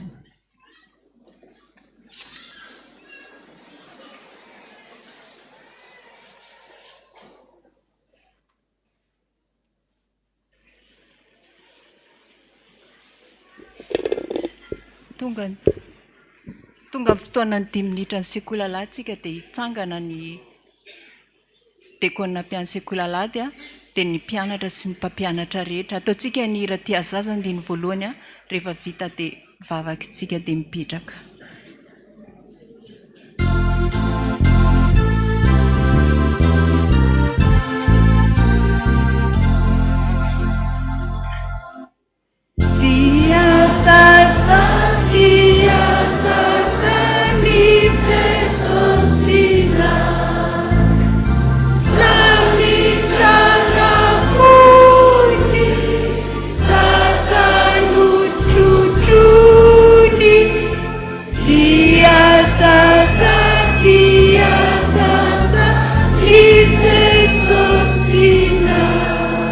Vavakisika Jesosy io hiteny aminay ianao, teny amin'ny ankizy kely ianao, mitenena aminay amin'ny fombanao ary tsy hainy fanamasinao Jesosy amin'ny anaran'i Jesosy amen. Petrakisika tantara kely ny antsika 10 minitra ny sekolalady tantarana fananan'ny ampondra miazakazaka. Anankitelo ny reto ampondra reto mainty ny tompo mifaninana miazakazaka dia samy mitondra dia teny amin'ny kianja dia ny ampondra zany ampondra daladala rehefa misy mitabataba dia miverina izy dia nalefa amin'izay hono izy telo samy mifaninana zany zay tonga aloha samy mifaninana izy zany dia zay tonga aloha mahazo loka zay tonga voalohany dia nandeha hony lasa amin'izay manomboka isa 2 3 dia lasa hono ny ainga izy telo ainto ny tompony vao nitabataba hono ny kikika ny olona dia lasa miverina le ampondra voalohany lasa miverina dia mbola lasa ihany hono nandeha le ampondra faharoa le Silianakroa izany dia mikikika indray alefa dia miverina koa hono le ampondra faharoa dia le anankiray nefa hono tsy miverina mihitsy na nikikika ary na nitabataba raha hono dia tonga dia izy rerony nahazo dia ozy ozy iny le mpameloka hoe fa maninona ny ianao ny ampondranao tsy mba miverina nefa ny ampondra daladala miverina foana raha vao nitabataba dia ozy ozy iny le tompony hoe nitapenako ny sofiny dia tsy maheno mihitsy izy zany zay ny atsika fa ny tenin'Andriamanitra ao atsika raiky izy ao amin'ny Isaia 1:7 andininy voalohany le voalohany kely fotsiny hoe vakitsika fifatara-betsy inona sy Isaia 1:7 andininy voalohany le voalohany kely fotsiny hoe mangina miaino rinosy mangina rehefa mangina zany tsika tsy mitabataba tsy mihaino tabataba dia tonga amin'izay zavatra tanjotsika finahitra ten'Andriamanitra reriany.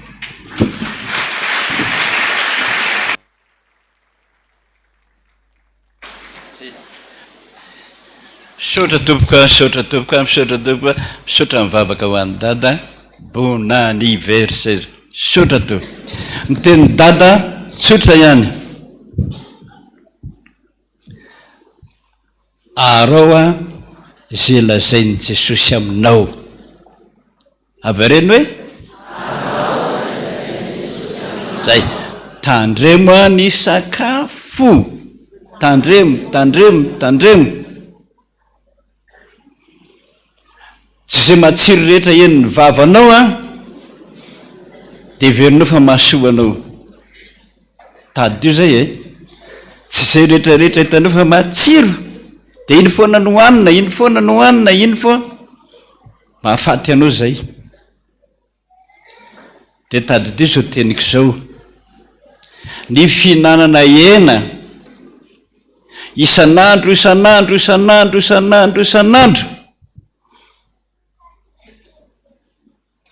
ambavany kansera anao zay. Aza diny mihitsy zany e, ianareo mpihinana hena isan'andro akaiky anao ny kansera. Antan'io daholo reny voan'ny kansera nanono reny, fa perimpery mihinana hena reny olona ireny. Zany ataoko anao hoe tandremo fa tsy hitanao fa matsiro akory dia mahasoa daholo. Zay ny voalohany. Faharoa, araofonao azy alazain'i Jesosy avy reny hoe na ny sakafo hoaninao io azy antanio azy. Tsy mpanao an'izany nareo e, tsy mpanao an'izany ianareo. Zany mahatonga ny mila mahantra reny a, matetika tsy dia mba voan'ny aretina. Nandinika an'izany ianao, na dia ravim-bomanga sy patsa fotsiny ary ny sakafony a, ampy azy zay. Mahaiza mionona mihitsy amin'ny sakafo, fa tsy zay rehetra tian'ny vavanao rehetra kory a dia mahasoa anao. Fa raha izany nataonao a, akaiky anao ny fasana.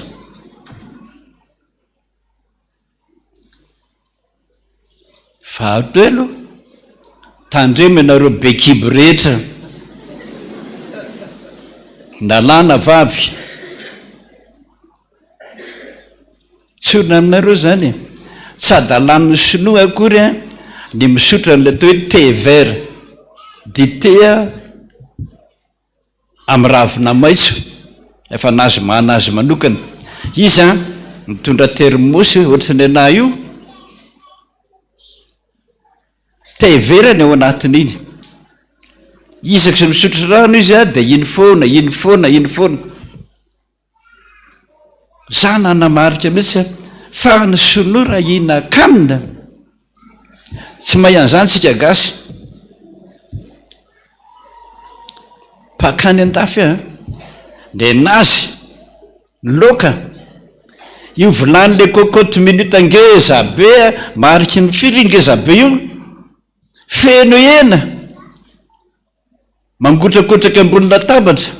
dia sady miresaka izy roa lahy no mihinana. Iva mirehitra ambony latabatra ny afo a,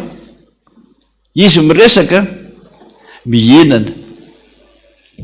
Fa raha hinan-kena tsy misy gasy mavita an'izany e. Hena 3 kilô azonao zany, henana 3 kilô zany, tsisy malany an'izany tsika na ray ary. Fa ny danaka ny anay a, zavatra madinidinika kely mba hohanina, raha be indrindra angamba kely e. Fa ny azy tena amina koveta, amin'ny vilany be a, olona anankiroa montsy mihinana an'izany. Fa tsisy kibo izy na ray ary. Misotro ny thé vert iny foana izy a parivan'ny andro.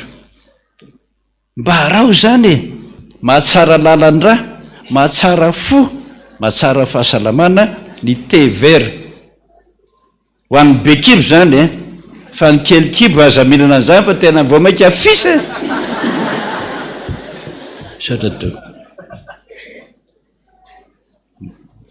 Zay anao rakitra atsika izao a, fiderana amin'Andriamanitra, fa lehibe ny famindram-pony amintsika ary mitsimbona antsika isan'andro san'andro izy a, mba ampaela velona antsika. Zay mamem-pifaliana no ankasitrahana indrindra.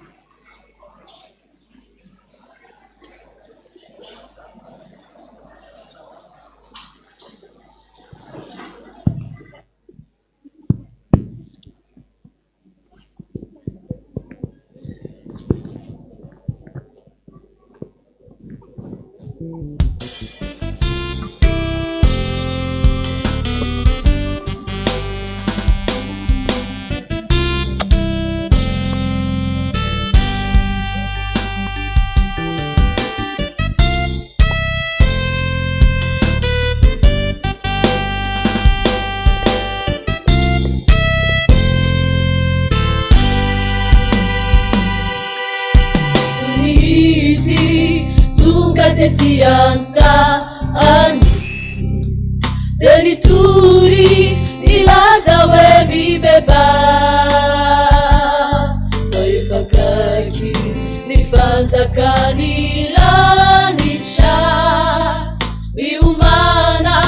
fao ampakarina fony izy tonga tetiantaany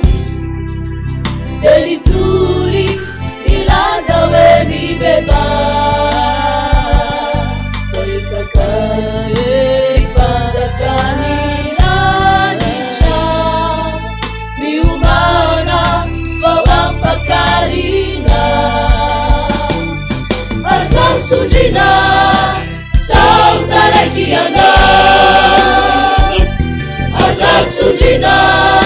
marina mity fiainana ity tsy aleo velonao malumanane wavinao ajasanao le paradisasu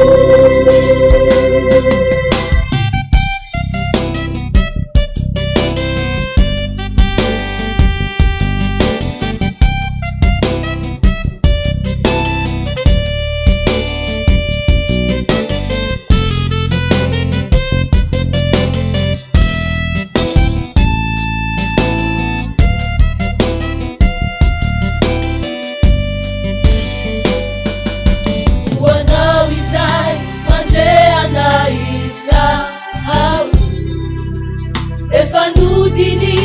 inaoveni tenanao etejalati izay mangetatu emaialao sawanenenana uanao izay manjeanaisa efanudini inaoveni tenanao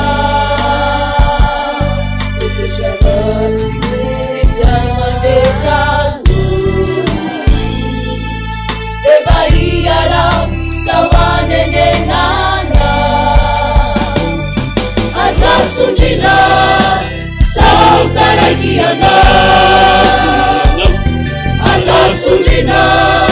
marina mity fiainana ity tsy aleo velonao malumanane wavinao ajasanao le paradisasu ianao ianao iratsivanao ianao ianao iratsivanao ibeba ianao ianao iratsivanao ibeba ianao ianao iratsivanao ibeba ianao ianao iratsivanao ibeba ianao ianao iratsivanao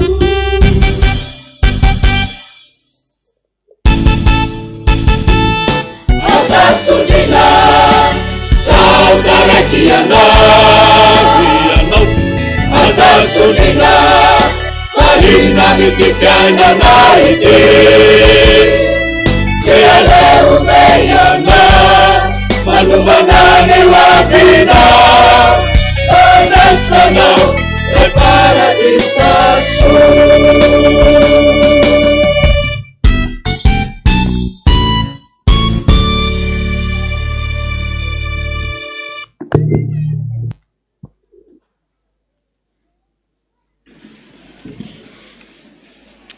dia faly miarahabantsika vahoaka an'Andriamanitra amin'izao alahady andro tsara izao ary manona ny fiadanan'i Jesosy Kristy ho amintsika tsirairay avy.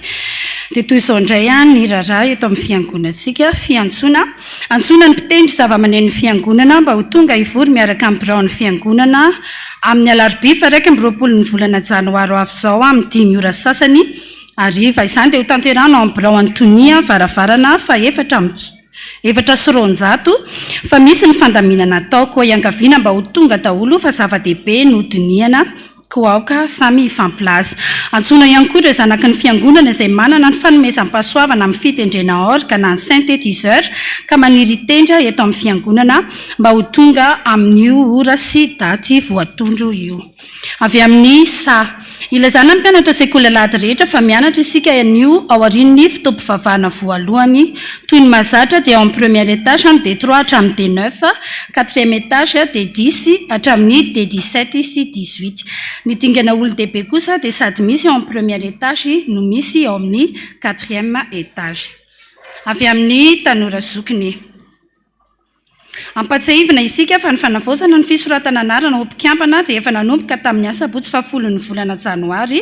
ary izany dia mifarana ny asabotsy 1 ny volana febroary ho avy izao alohan'ny alahady-mbokatra izay mpikambana tsy manatsa ny fepitaona io dia heverina ho toy ny manala ny tenany tsy ho mpikambana intsony avy amin'ny katezo ihany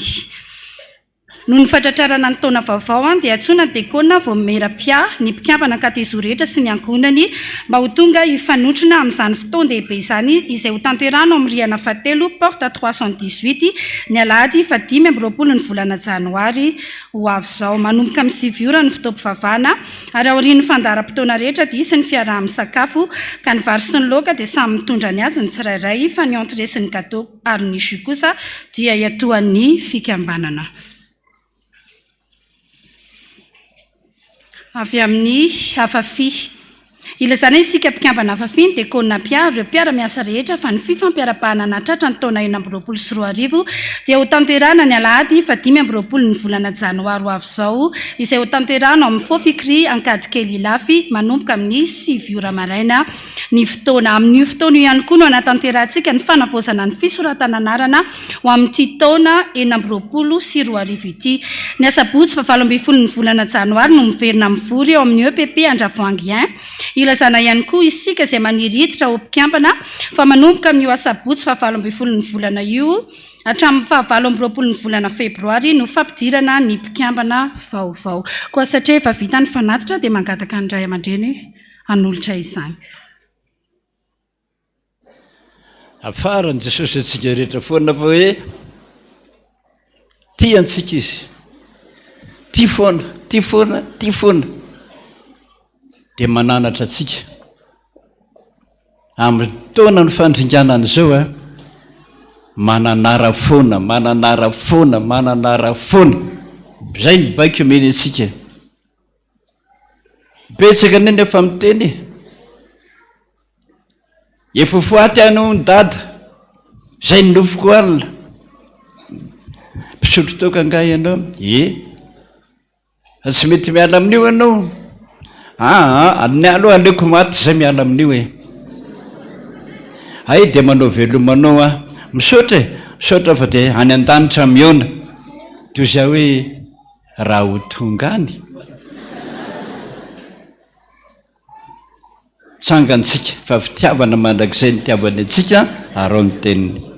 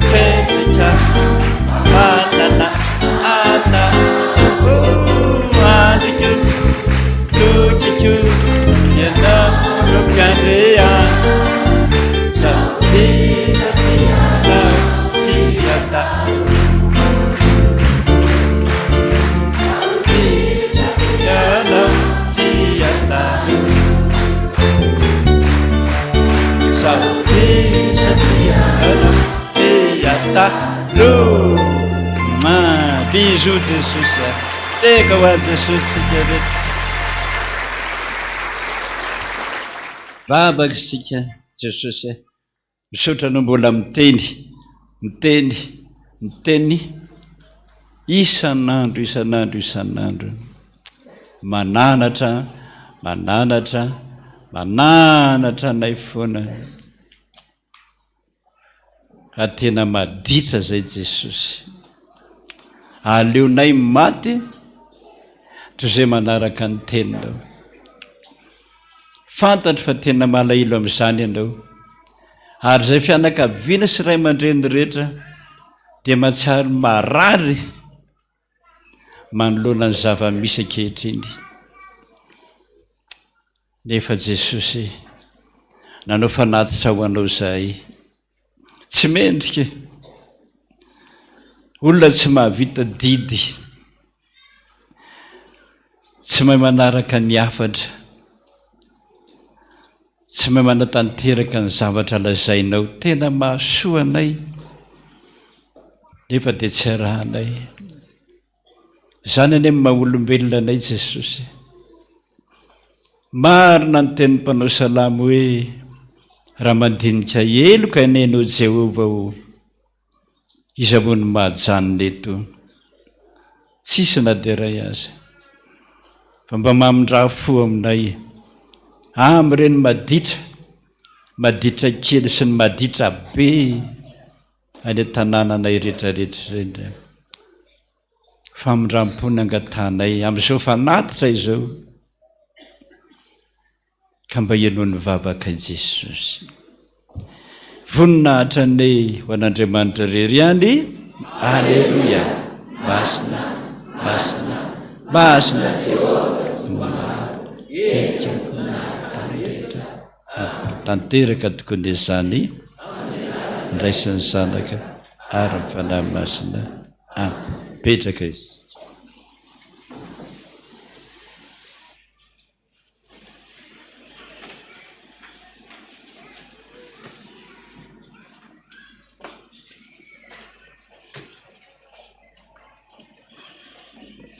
Dia hotoisana ny famakiana andrarava amin'ny sampana fanantenana. Ampahafantarina isika fiangonana fa mitoetra ny fampidirana ny mpikiambana vaovao eto anivon'ny sampana fanantenana ho amin'ity taom-pitesana 20 sy 2024 ity. Manomboka amin'ny 5 taona no miakatra dia afaka miditra ho mpikiambana. Ny fotoam-pivoriana kosa dia isaky ny alahady amin'ny 2 sasantolakandro amin'ny efitrano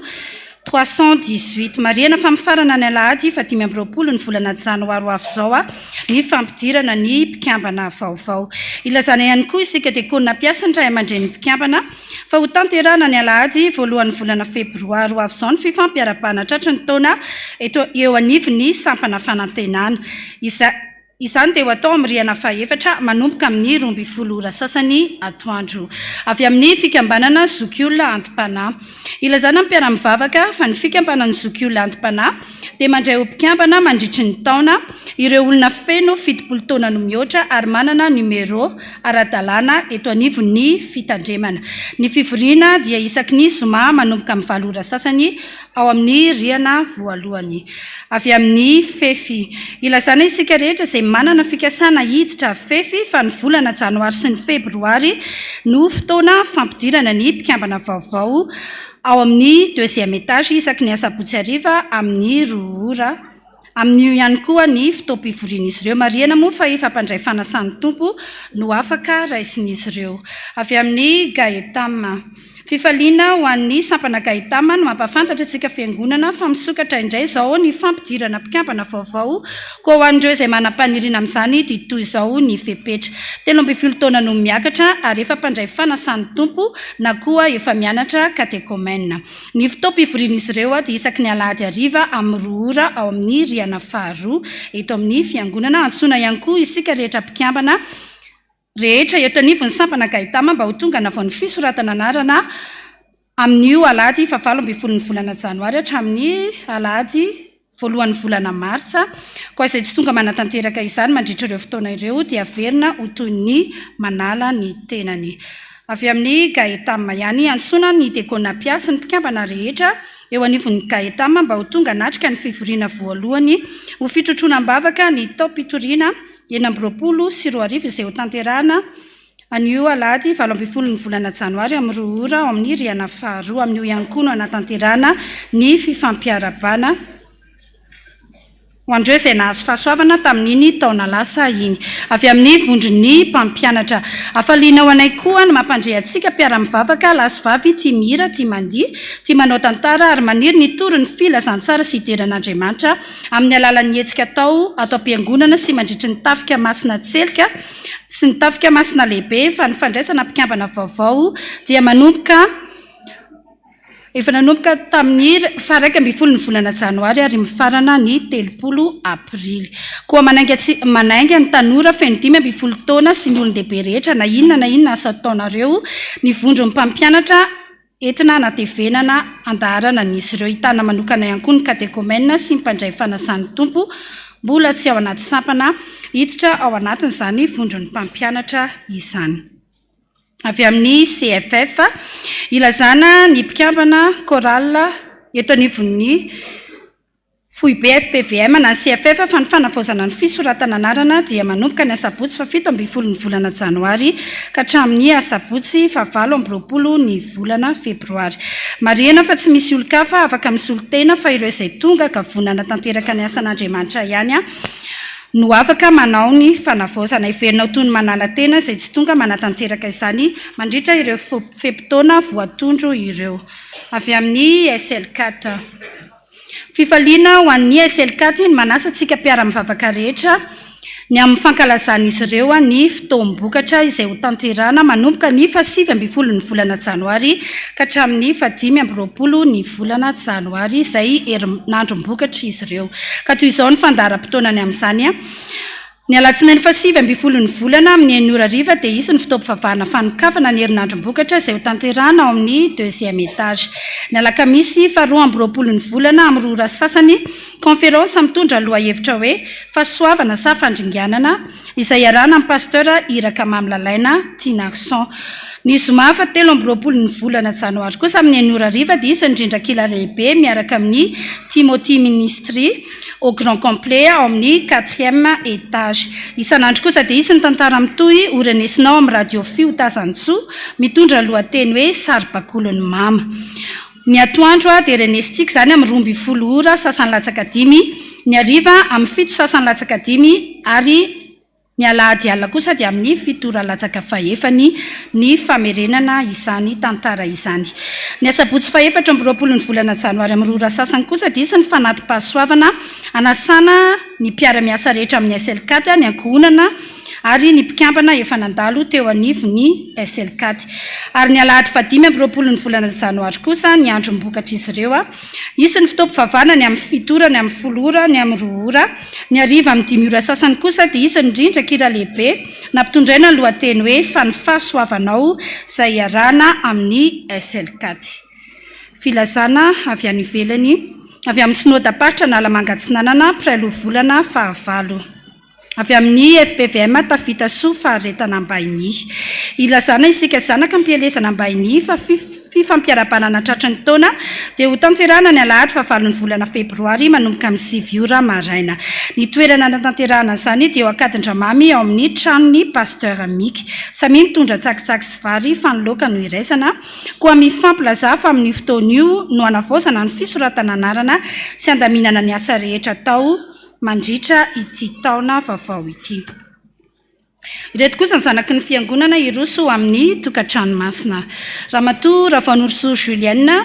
ramatoa Rahely Malala Léontine Jeannette, colonel Ratolo Janahary docteur Antriniana Nistela Andaniny, famille Andrianjafy, madame veuve Rasoa Mananandro Janina Ankilany, diafaly mampandrehanareo ny fanamasinana ny fanambadiany Ratolo Janahary Rady Firmancy Randrianjafy Tamby finoana Sarobidy izay ho tanterahana eto amin'ny fiangonantsika ny zoma fahatelo amby roapolo ny volana Janoary amin'ny 1 ora. Andriamatoa Randriamitantso Philbert, ramatoa Rahely Ary Malala Eliza Andaniny, andriamatoa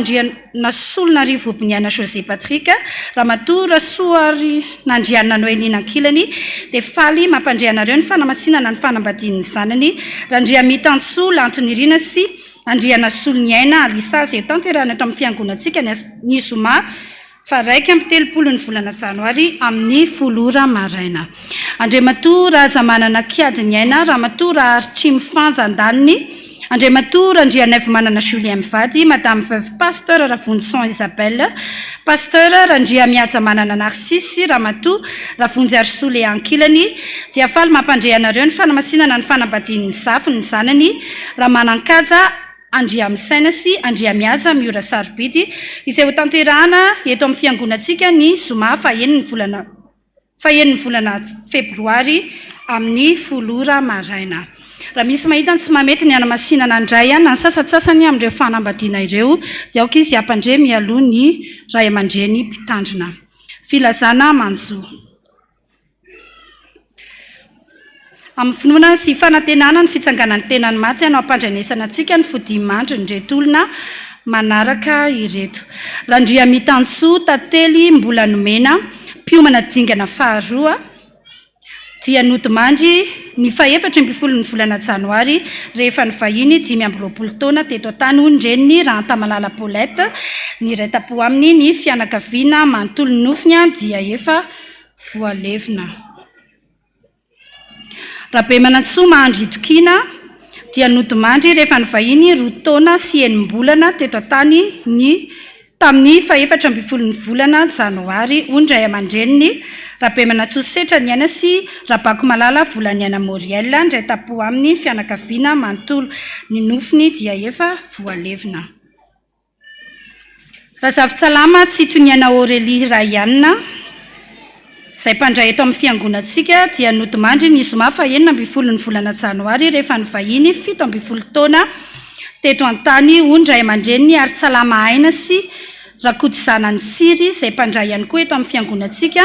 ny ray tapo amin'ny Razavitsalama Malala Soa Charmy Kalia izay sekoly alahady dingana fahavalo ihany koa eto amin'ny fiangonantsika. Ny nofina dia hiala ao an-tranony Lot de B 18 amin'ny Pandranandrefana ny alahady fa 7 ambin'ny folo ny volana Janoary amin'ny 10 ora sasa maraina ary entina nomezam-boninahitra an'Andriamanitra sy ho fampahiresana ny fianakaviana ao amin'ny fiangonana Jesosy Fitiavana Ambatoroka amin'ny 1 ora atoandro alohan'ny ametrahana azy ao amin'ny fahasandrasany ao Ambomiadana Ambohijanaka. Andriamanitra tompony fahafinonana ny ampionana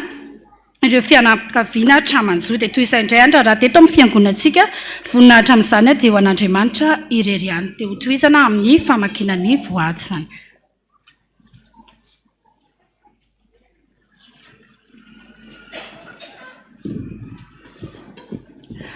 dia mbola faly miara-basika rehetra hatrany amin'ny anaran'i Jesosy Kristy Tompo dia tonga indray isika eo amin'ny famakina ny voady ity indray ny fahafolokarena pension Jesosy 80,000 ariary. Fa ny fahasoavan'Andriamanitra natoy izao asiny ankonina koa misaotra betsaka ao Jesosy fa nositranonao ny aretina izay nahazo ary tampoka iny kafaly fa nositranonao dia atolotra ho an'ny dada fa natim-pisaorana tamin'ny anniversaire-ny dia raisy tompoko fa vokatra ny foko manontolo vola 20,000 ariary. Jesosy mamaly vavaka anaty koa ianao ary mangataka Jesosy mba hiverina ty Antananarivo ny zanakay dia valionao izay tany Diego no mitsara ary tsy izany intsony no nataony fa niasa ao amin'ny ENMG manolotra vola 20,000 ariary ho amin'ny pasteur any ambanivohitra ny 10,000 ariary ary ny 10,000 ariary kosa ho an'ny dada. Ifaly sy ravoravo amin'ny Jehovah lalandava ao no nisoa nataony tamiko ty Jesosy misy vola anaovana ny asanao 750,000 francs ka 500,000 francs ho an'ny sary sy feo 250,000 francs cadeau d'anniversaire ho an'ny dada voninahitra ho an'Andriamanitra iriany. Izao fotoam-pivavahana zao maraina zao dia no tantaninao izay ho tonga soamantsaratoka dia misaotra indrindra tompo dia manolotra vola kely avy amin'ny fo mameno azy vola 20,000 ariary ho an'ny radio Fiotazantsoa. Mijery dia voavonjy ianareo ry vazatany-drehetra. Ity ndray Jesosy ny anjaranao tamin'ny pension kely tokoa fa tena vokatry ny fo 20,000 ariary anatarana ny fanjakanao. Mangataka vavaka aminao za Jesosy mba hiala ho afaka amin'ny trosa mba atao ao amin'ny fiainako manontolo indrindra ny ara-panahy dia mba rovy amin'ny ratsy ao mba mangataka ihany koa mba ho vitako ny ady atrehako vola 2,000 ariary. Voninahitra ao an'Andriamanitra iririany misaotra Jesosy no ny famotramponao ka anatratrarako ny taona vaovao dia apetrako eo am-pelatananao ary ianao no kapiteny hitantana amin'ny fiainako rehetra indro ny ampahafolon'ny pension janvier 50,000 ariary ho an'ny dada. Midera sy manome voninahitra anao Jehova misaotra sy midera ary mankalaza anao fa mbola nitahinao ka nahatratra ity taona vaovao ity dia manolotra ny ampahafolon'ny pension miaraka amin'ny foko manontolo vola 22,000 ariary ny 12,000 ariary ho an'ny dada 5,000 ariary ho an'ny zazakambody any ampahitrizina 5,000 ariary ho an'ny toby ambotsy meloka. Jesosy misaotra anao tamin'ny fitiavanao ary tafita soamantsara ny zavikeliko teraka soamantsara misaotra Jesosy manolotra 2,000 ariary anaingona ny altaranao masina. Misaotra betsaka Jesosy fa mbola velonay izahay fa tsy maty. Jesosy io mba vonjeo amin'ny fahavalonao izahay mamidrafo aminay. Bon anniversaire dada 10,000 ariary. Vola 2,000 ariary omena ny mahantra dia mba aoka hampitomboina ny pensionko afahako manao ny asanao Jesosy manolotra vola 2,000 ariary. Iny Jesosy misy ampahankely tamin'ny karamanay dia mangatabavaka ho an'ny tokantrano 10,000 ariary. Mifona izay Jesosy raha izao indray vao afaka manome ny ampahany tamin'izay nomenao anay manolotra vola 2,000 ariary ratom-panonerana ho an'ny radio Fiotazantsoa dia mangataka fahasalamanao Jesosy. Vola 2,000 ariary atolotra ho voninkazo ny altaramasin'ny fiangonana amin'ny anniversaire amin'ny faha 20 taona ny fanambadianay. 10,000 ariary tsy misy soratra. Misaotra Jesosy fa mbola tahinao sy nomenao izay mianakavy kely ka nahatratra izao taona vaovao izao dia mangataka hatrany fitahinao eo amin'ny fiainanay iray manontolo dia mba mangataka aminao se Jesosy mba hisy mpanofa ny tranoko ao fa io mba vola kely mba raisiko isam-bolana manolotra 20,000 ariary ho an'ny dada. Jesosy io ino misy vola ampahafolo ny atolotra ho anao 50,000 ariary bonne année ho an'ny dada 50,000 ariary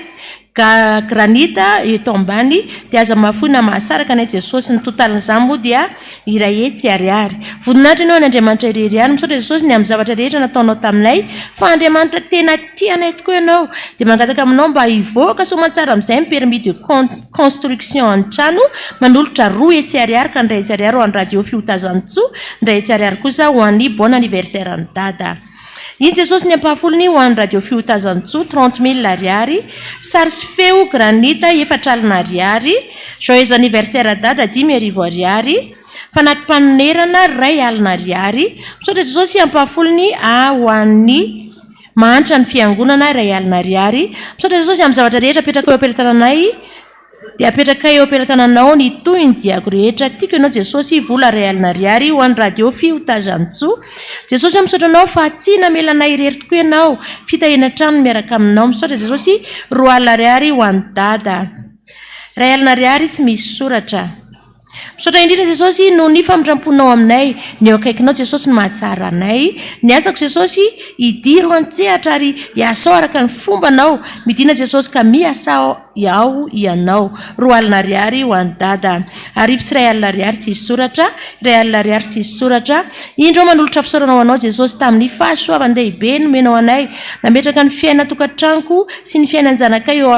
any lavitrany eo ambany fiarovanao hatrany amin'ity taona ity dia mankasitraka misaotra ry Andriamanitra ny tsara indrindra manolotra vola 700,000 francs dia mangataka hira eo an-tananao raiky no apetrako izao. ho an jesosy anaovana ny asany anaovana granita ny fiangonana 20,000 ariary no fivalasan-dada 10 ariary misaotra jesosy tamin'ireo fahasoavana nomenao anay mangataka hery tanjaka sy fahasalamana apetraka eo ampelantananao ny fanamboarana ny trano mba ho vita soamantsara ary ho tanteraka ny tetikasa izay atao eo aminy ny hoavinay sy ny mombamombanay rehetra jesosy dia apetraka feno ampelantananao vola 10,000 ariary ho an'ny fiangonana. Ny voninahitra dia ho an'Andriamanitra irery ihany lehibe ny fitiavanao sy ny famindramponao aminay jesosy ka dia misaotra amin'izao tsingerin-taona nahaterahako izao mametraka feno ampelantananao mandraka hariva ny fiainako ao vola iray hetsy ariary bonane sy bon anniversaire ho an'ny dada 10,000 ariary ho an'ny fifoazana 10,000 ariary ho an'ny marbre 10,000 sy 2,000 ariary. Ny voninahitra dia ho Andriamanitra irery ihany misaotra jesosy fa mbola nomenao tombonandro ka afaka miaraka mivavaka aminao indray eto amin'ity tokantranonao ity ary mbola nametraka amin'ny fiainako eo ambany fitarian'ny fanahy masinao jesosy misaotra tompo manolotra vola 2,000 ariary ho an'ny radio Fiotazantsoa. Ny voninahitra dia ho an'Andriamanitra irery ihany ampahafolo-karena ho an'ny radio Fiotazantsoa 10,000 ariary. Indry jesosy misy vola 190,000 ariary ampahafolo-karena tamin'ny izay nomenao anay. Ampahafolo-karena misaotra ny Jehovah lalandava ao noho ny soa rehetra nataony tamiko 20,000 ariary ampahafolony tamin'ny vola azo. Misaotra jesosy tamin'izay notahinao asy izay mbola hitahinao indry misy ampahany tamin'izay nomenao ampahafolo-karena 20,500 ariary atolotra ho an'ny mpitandrina any ambanivohitra. Ity indray jesosy ny anjaranao tamin'izay nomenao anay ihany dia tahio hatrany ny fidiram-bola ny fahasalamana ary ny ankohonanay 4,000 ariary. Ity indray jesosy ny ampahafolony atolotra ho anao misaotra mamaly vavaka dia manolotra 3,000 ariary ka 2,000 ariary ho an'ny dada ny 1,000 ariary ho an'ny mpanadio fiangonana. Misaotra jesosy tamin'ny fitantananao anay nandritra izay herinandro izay mangataka amin'ny fiarovanao foana dia mangataka fahendrena sy fahalalana avy aminao izay mangataka vavaka ho an'ny fianarany ankizy dia mangataka mba handeha tsara ny asako indro manolotra 2,000 ariary ny 9,000 ariary ho an'ny dada ny 9,000 ariary kosa ho an'ny granita. Dia toy izay ny voady voareta to ampelantanana nahatratra 370 ny teto amintsika 420 ny tao andriana voalohany 920 tao andriana faharoa 10 andriana fahaefatra nahatratra 370 ny fitambarany ny voninahitra amin'izany rehetrarehetra izany anie ho an'Andriamanitra irery ihany. Amen.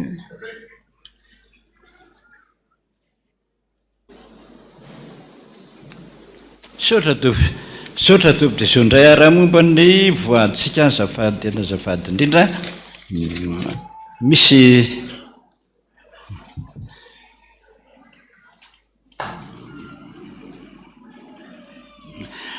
rehefa mibebaka ozy izy dia nakataka tamin'Andriamanitra momba ny fivelomanay telo mianaka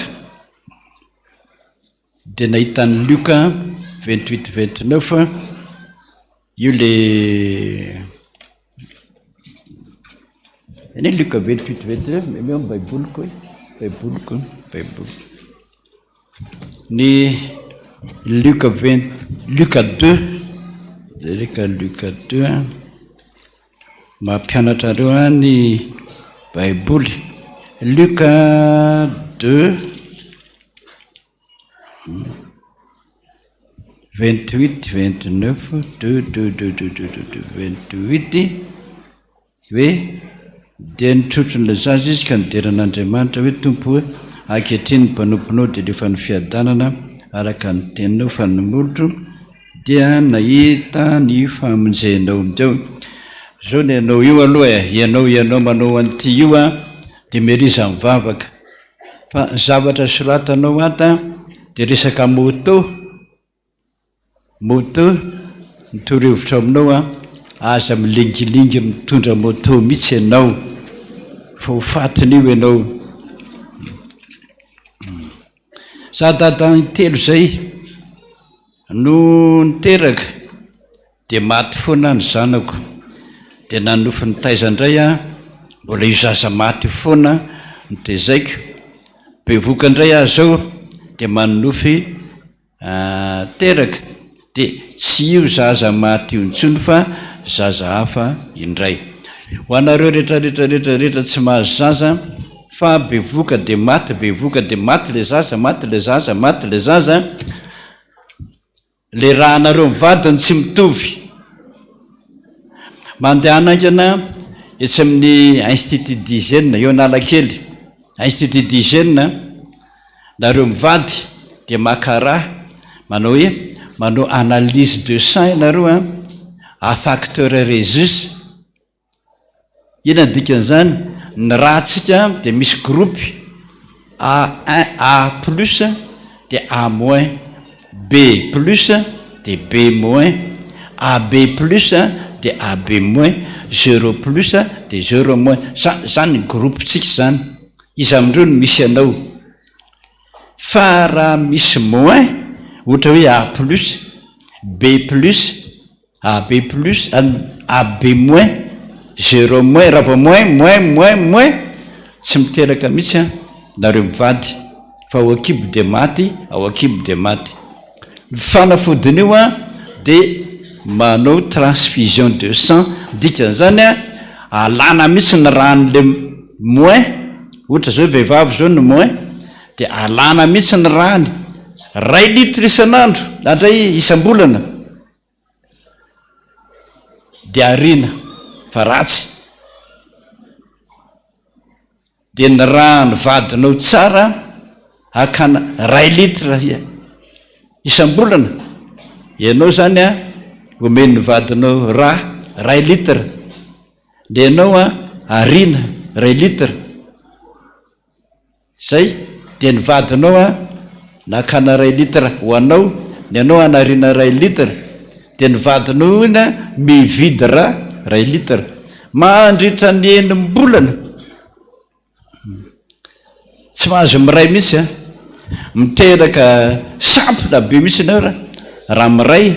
ao anatin'io fotoana enim-bolana io. Tsy maintsy ndana mijerengana dia manatona dada rehefa aveo fa tsy teraka mihitsy ianao. Zao anao zao be voka dia mangatà mafy amin'i Jesosy ianao mba ho teraka soamantsara. Za dada nanofo dia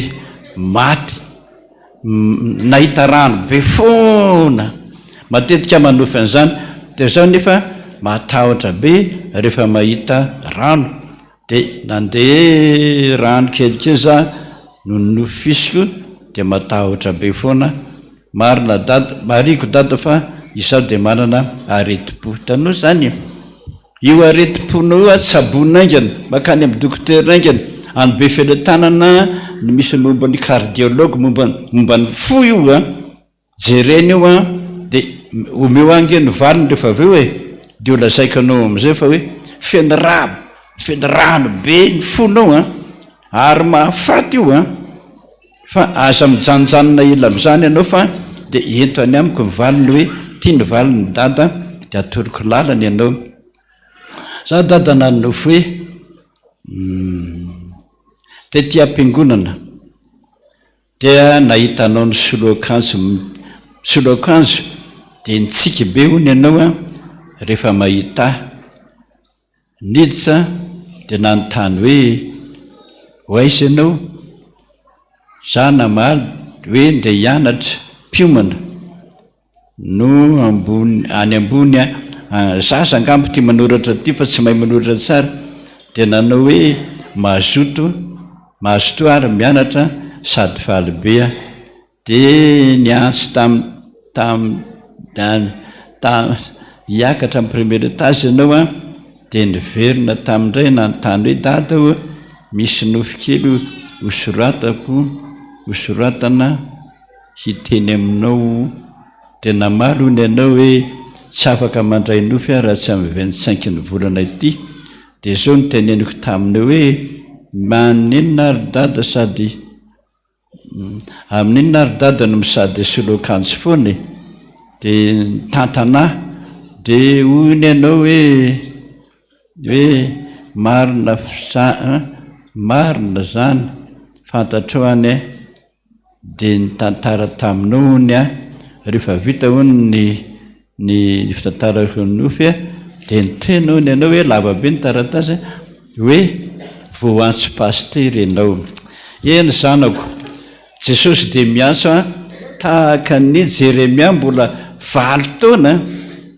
dia efa natsony. Ianao mbola mpiomana kely, misoratra ary mbola ratsy kely, tsy fantatra na firy taona. Voadikana voalohany araka ny teninao ho paster anao ndray andro andy famenara tsara aloha mbola roa taona ianao mianatra dingana voalohana mianatra mpiandry mpiomana roa taona zay dia mbola misy 10 taona indray mampiandry anao andray vao manontany an' Jesosy hoe zao avy dia hianatra pastera sa tsy dia mbola miandro ny teny indray ianao hoe andao amin'izay fefa mianatra anao izy aloha dia indre tsara tsy madiditra tsy mamaly valy ray aman-dreny fa raha mamaly valy ray aman-dreny ianao dia miala Jesosy. Za dada ozy tsy mpiangona eto nanofina hita tanalahy efatra lehibehibe teo amin'ny sarety an-daniny roa ina dadany ianao tsy mpiangona eto zay zany vao nanofina zany ianao ndana menana tanalahy aingana efatrandro tsy maintsy mitady tsy maintsy mividy raha misy mivarotra dia tsy maintsy mitady dia tsy maintsy mirana fa misy cancer ianao raha makany amin'ny dokotera ianao dia hitan'ny analyse na hitan'ny scanner fa misy tumeur zany tumeur zany io ny fiandohan'ny cancer fiandohany io raha tsabonainga ianao dia sitrany ianao fa raha mijanona fotsiny eo ianao tsy mihinana an'io tanalahy io afaka herintaonatra zao ianao raha vehivavy dia efa mipoaka io nononao io aza miandrela fa raha vao manofo tanalahy mihitsy ianareo dia raha pitsy ihany dia efa ndana mihinana efatra zany no haninao efatra ray isan'andro dia aza maditra za mafilo fa eno ny teniny. Za dada nanofo hoe tonga ho ny anniversaireko dia olona le nitoko hoe andao any ambanivohitra fa ho any amin'ny dadatoa io dadatoa koa nefa fa maty rehefa tangatany ambanivohitra dia ny sakafony zay dia tena teo tokoa le dadatoko niara-ny sakafo tamiko sy le nenitoko ary ny koziniko rehefa ny sakafo nefa zay dia ny hitako teo dia hitako tsy ilay dadatoko fa olona manjelanjelatra be fotsiny zany hoe tsy tazana ny endriny dia nyresaka ony hoe nananatra izy rehefa tapitra nefa le nofy dia tsy misy tadidika zay nytenen'ny dadatoko satria mino dada dikan'izany dada dre miresaka ty dadatonao ty efa maty dia miresaka aminao dia nisy zavatra nresahny taminao dia tsy tadidinao dia za ile fahavoazana ina fahavoazana rehefa manofo ianareo raha vao taitra misy ianareo maraina ny andro aza tonga dia mihiratra amin'ny maso fa vao mihiratra amin'ny masonao mahita plafond dia voafafa daholo zay lazaina taminao tamin'ny alina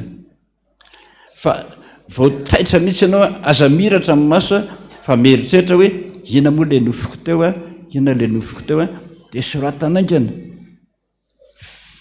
tadidina tsara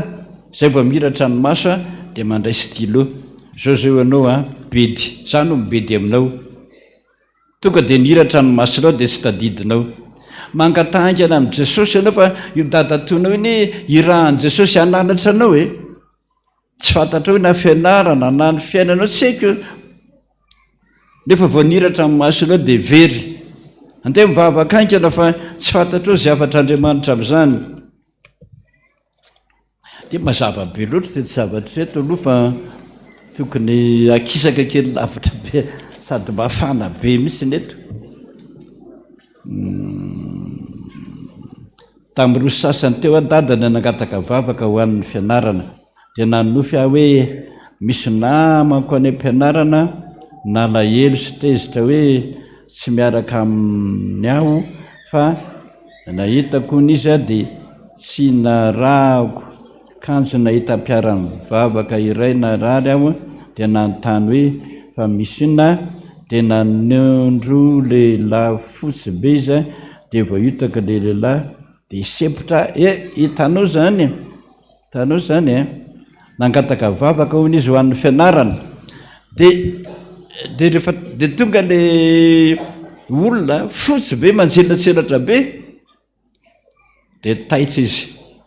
fa nylazainy kosa hoe ianao dia tezitra misy namanao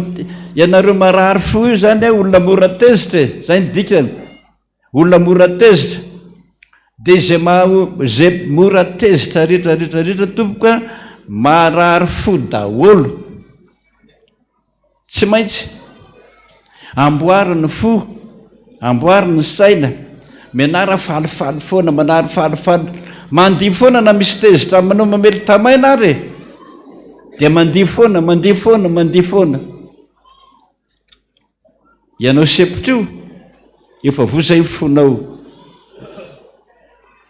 aseon'Andriamanitra aminao mihitsy ianao le tezitra mihitsy amin'le mpiara-mianatra aminao io a dia voatahiry anatin'ny fonao a dia misy rano fonao misy rano ny fonao a dia io ahafaty anao io satria anao zao fa sepotra mijery fo aingana dengana dengana dengana dengana any amin'ny hôpitaly bifanatanana dia ameo any valina za dadanofy niarana tory tamin'ny olona efa maty dia mbola nisy zazakely teo toampivoanay a ny mpitsindray a niatso io mamako efa maty io niatso ny mamako efa maty io ianao zany bedesina voalohany a ny fandrina na tongava amin'ny mamanao a miarana tory taminao a misy ody dory io fa miteny aminao zay a dory io fa zao zao anao voa avy eo indray ianao a miantso an'io mamanao efa maty io le fanafody eo amin'ny fandrinanao zany a efa mamely anao dia satria anao zao marary dia voan'ny fakam-pananao a ho any amin'ny dadarabe ianao mihitsy ny miantso an'ilay mamanao efa maty hitanao zany tsy avelan'ny fanafody ody anaty kodoronao io anao tsy avela mivavaka asiany makany amin'ny dadarabe ianao ary hoany ianao io dia mivavaka tana ny bebakaingana za dada ny firy olo za dada nanofy ty sisa efa vita hitadaolo rehetra sotra to zay indray ary zany fa dia mba hainao izay lazain'i Jesosy momba ny fahasalamana mba miteny an'izay sotra to tsangantsika rehetra hivavaka amin'izay mira manao hoe eo an-tananao ry raiko ro apetrako ny fiainako rehetra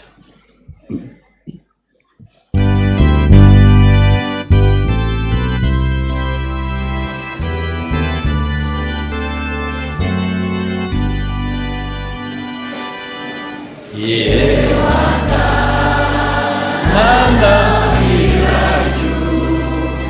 no apetrako esa ulifia nakurecha bata iunisana marube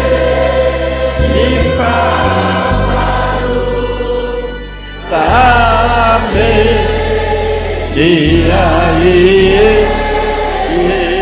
vincero carai pia baru vina anye babakisika misaotra Jesosy misaotra anao a fa tena tonga hatrany an-tranonay tsirairay avy ianao mananatra ao ny manana ny aretina marobe tsy manana fotoana andehanana any amin'ny dokotera dia mananatra azy ianao rehefa tsy ho any ane ianao hijery ny aretinao dia ho faty ianao io tsy tianao mihitsy Jesosy zay raha matymaty amin'izao fatoroanao lalana dia aza velanao aditra izahay raha-pitsy any dia monjy dokotera hijery ny fahasalamanay rehefa vita zany Jesosy a hitanay foana ny lalana anasitrana azy misaotranao koa mananatra anay fa na dia nikodory atorianay azane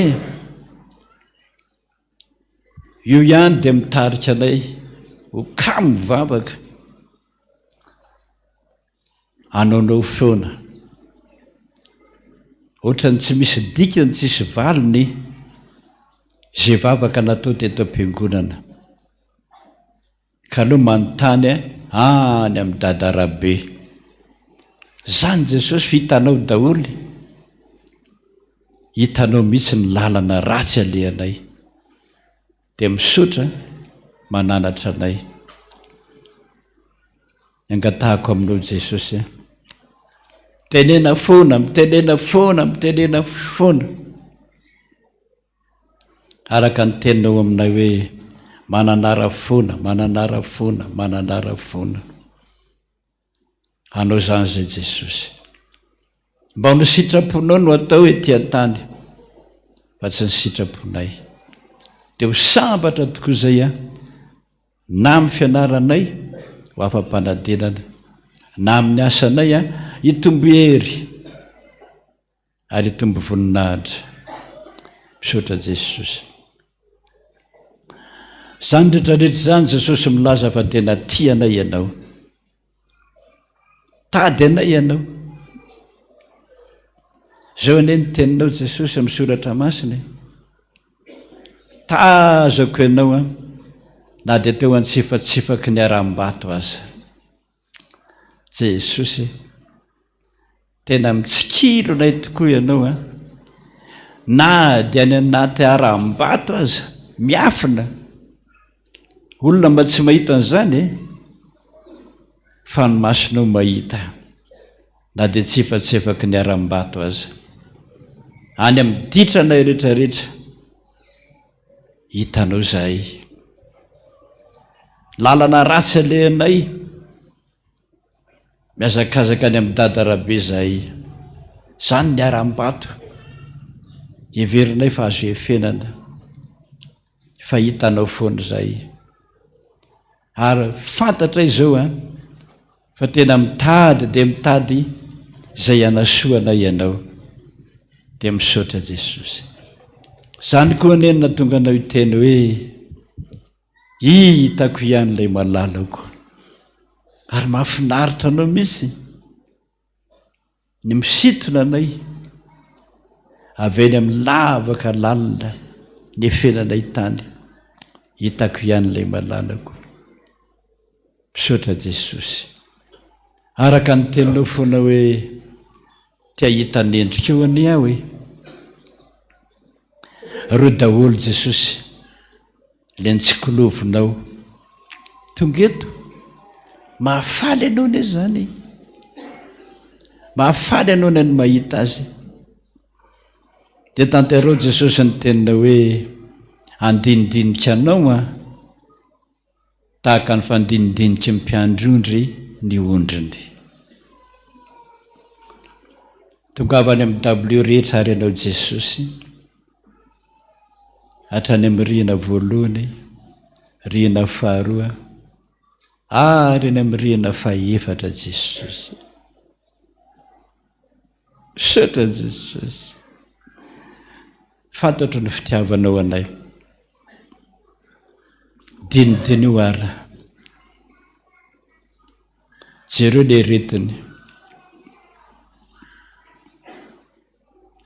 ny ondrane Jesosy tsy mba mikikika na mitabatabaka tahaka amin'ny biby hafa raha misy marary ao anatiny any ny ranomasiny fotsiny no mijohy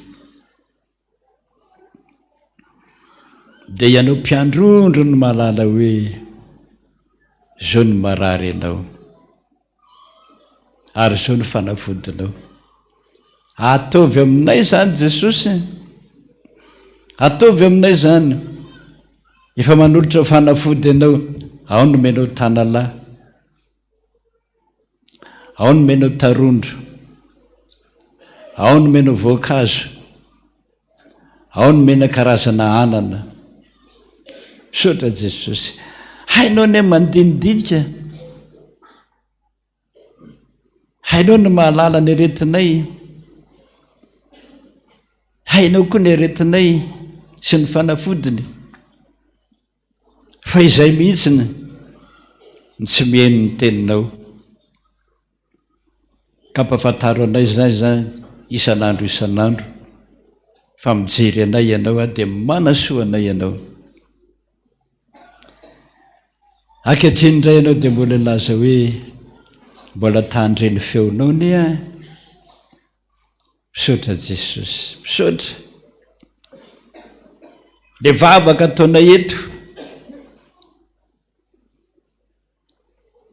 io ny tena tiako ianao Jesosy tsy afaka mivavaka izay ny trano tabataba teny ratsy zany no any tsy any ianao fa ianao nylaza hoe raha ito amin'ity toerana ty kosa ianareo mivavaka manatona anareo misaotra Jesosy mpatandreny feonay ary ianao Jesosy dia azafady indrindra azafady Jesosy mba iontsika kely ianao hiainy ny mpanomponao tantero amin'ny Jesosy ny teninao hoe inona ary ny tianao hataoko aminao na dia ompotsy miloaka ary tahaka ny ondry tsy mba miteny renao amin'ny fivavahany ka dia ianao ny vavaka Jesosy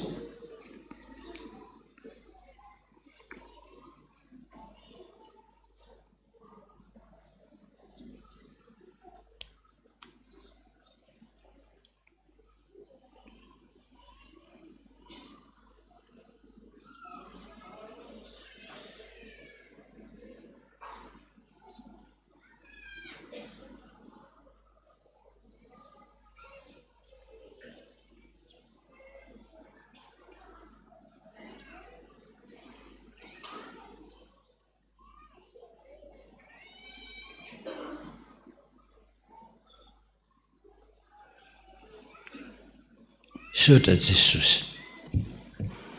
voarainao ny vavaka araka ny teninao hoe tsy misy maharombaka tsony izay ty ampelantanako tsisy devoly maharombaka an'izany tsony fa ho tonga any an-danitra eo anatren'Andriamanitra ray ianao misolo vava anay Jesosy ianao nisolo vava zany vavaka rehetrarehetra nataonay izany satria ianao mitsy le no nylazy ninonino nangatanareo amin'ny raiko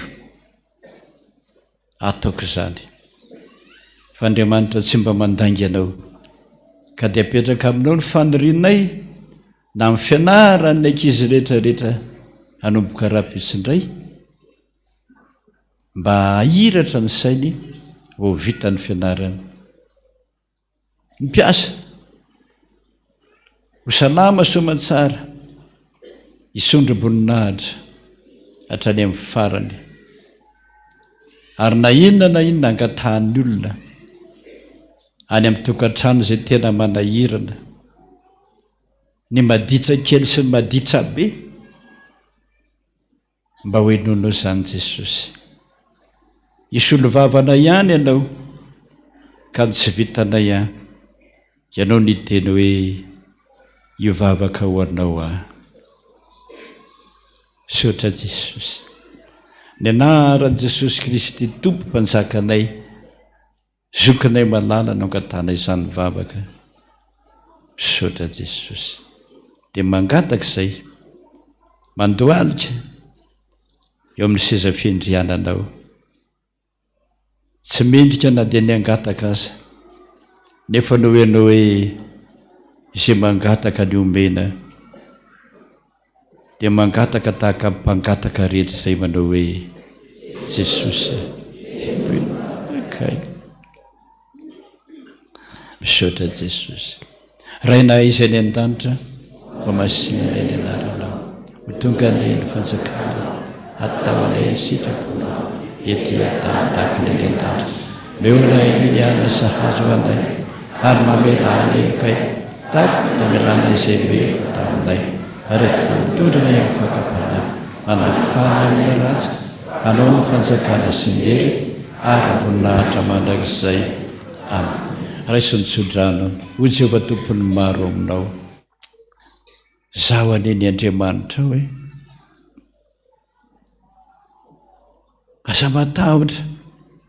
aza matahotra ny miresaka, aza matahotra ny miantso azy, aza matahotra ny matoky azy. Zany momba anao hoe zany ny afaka miaro anao hoe tsy misy Andriamanitra mahavita an'izany fa izaho mahavita an'izany ho anao. Tsaroa fa ny fitiavako ianao Jesosy ho Jehovah tompony maro, ny fitiavako anao mandrakizay. Minoa ary mino fotsiny ihany dia ho vojeko ianao sy ny taranakao. Saotra tompo anao ny deranao ny aza, anao ny voninahitra mandrakizay. Amen. Jesu apetrako amina ny fanahiko rehetra nefa nahiako rehetra ny asa vita ny asa vita natrisa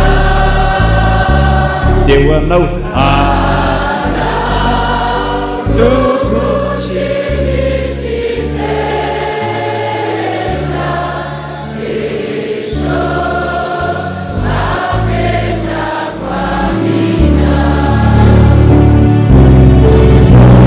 Saotra Jesosy, saotra Jesosy, saotra. Voninahitra ny ho an'Andriamanitra rery ihany. Alleluia. Masina, masina, masina Jehovah tompomaro. Eny voninahitra rehetra. Tanteraka tokony izany. Masina zanaka ary masina. Samy mahireza to.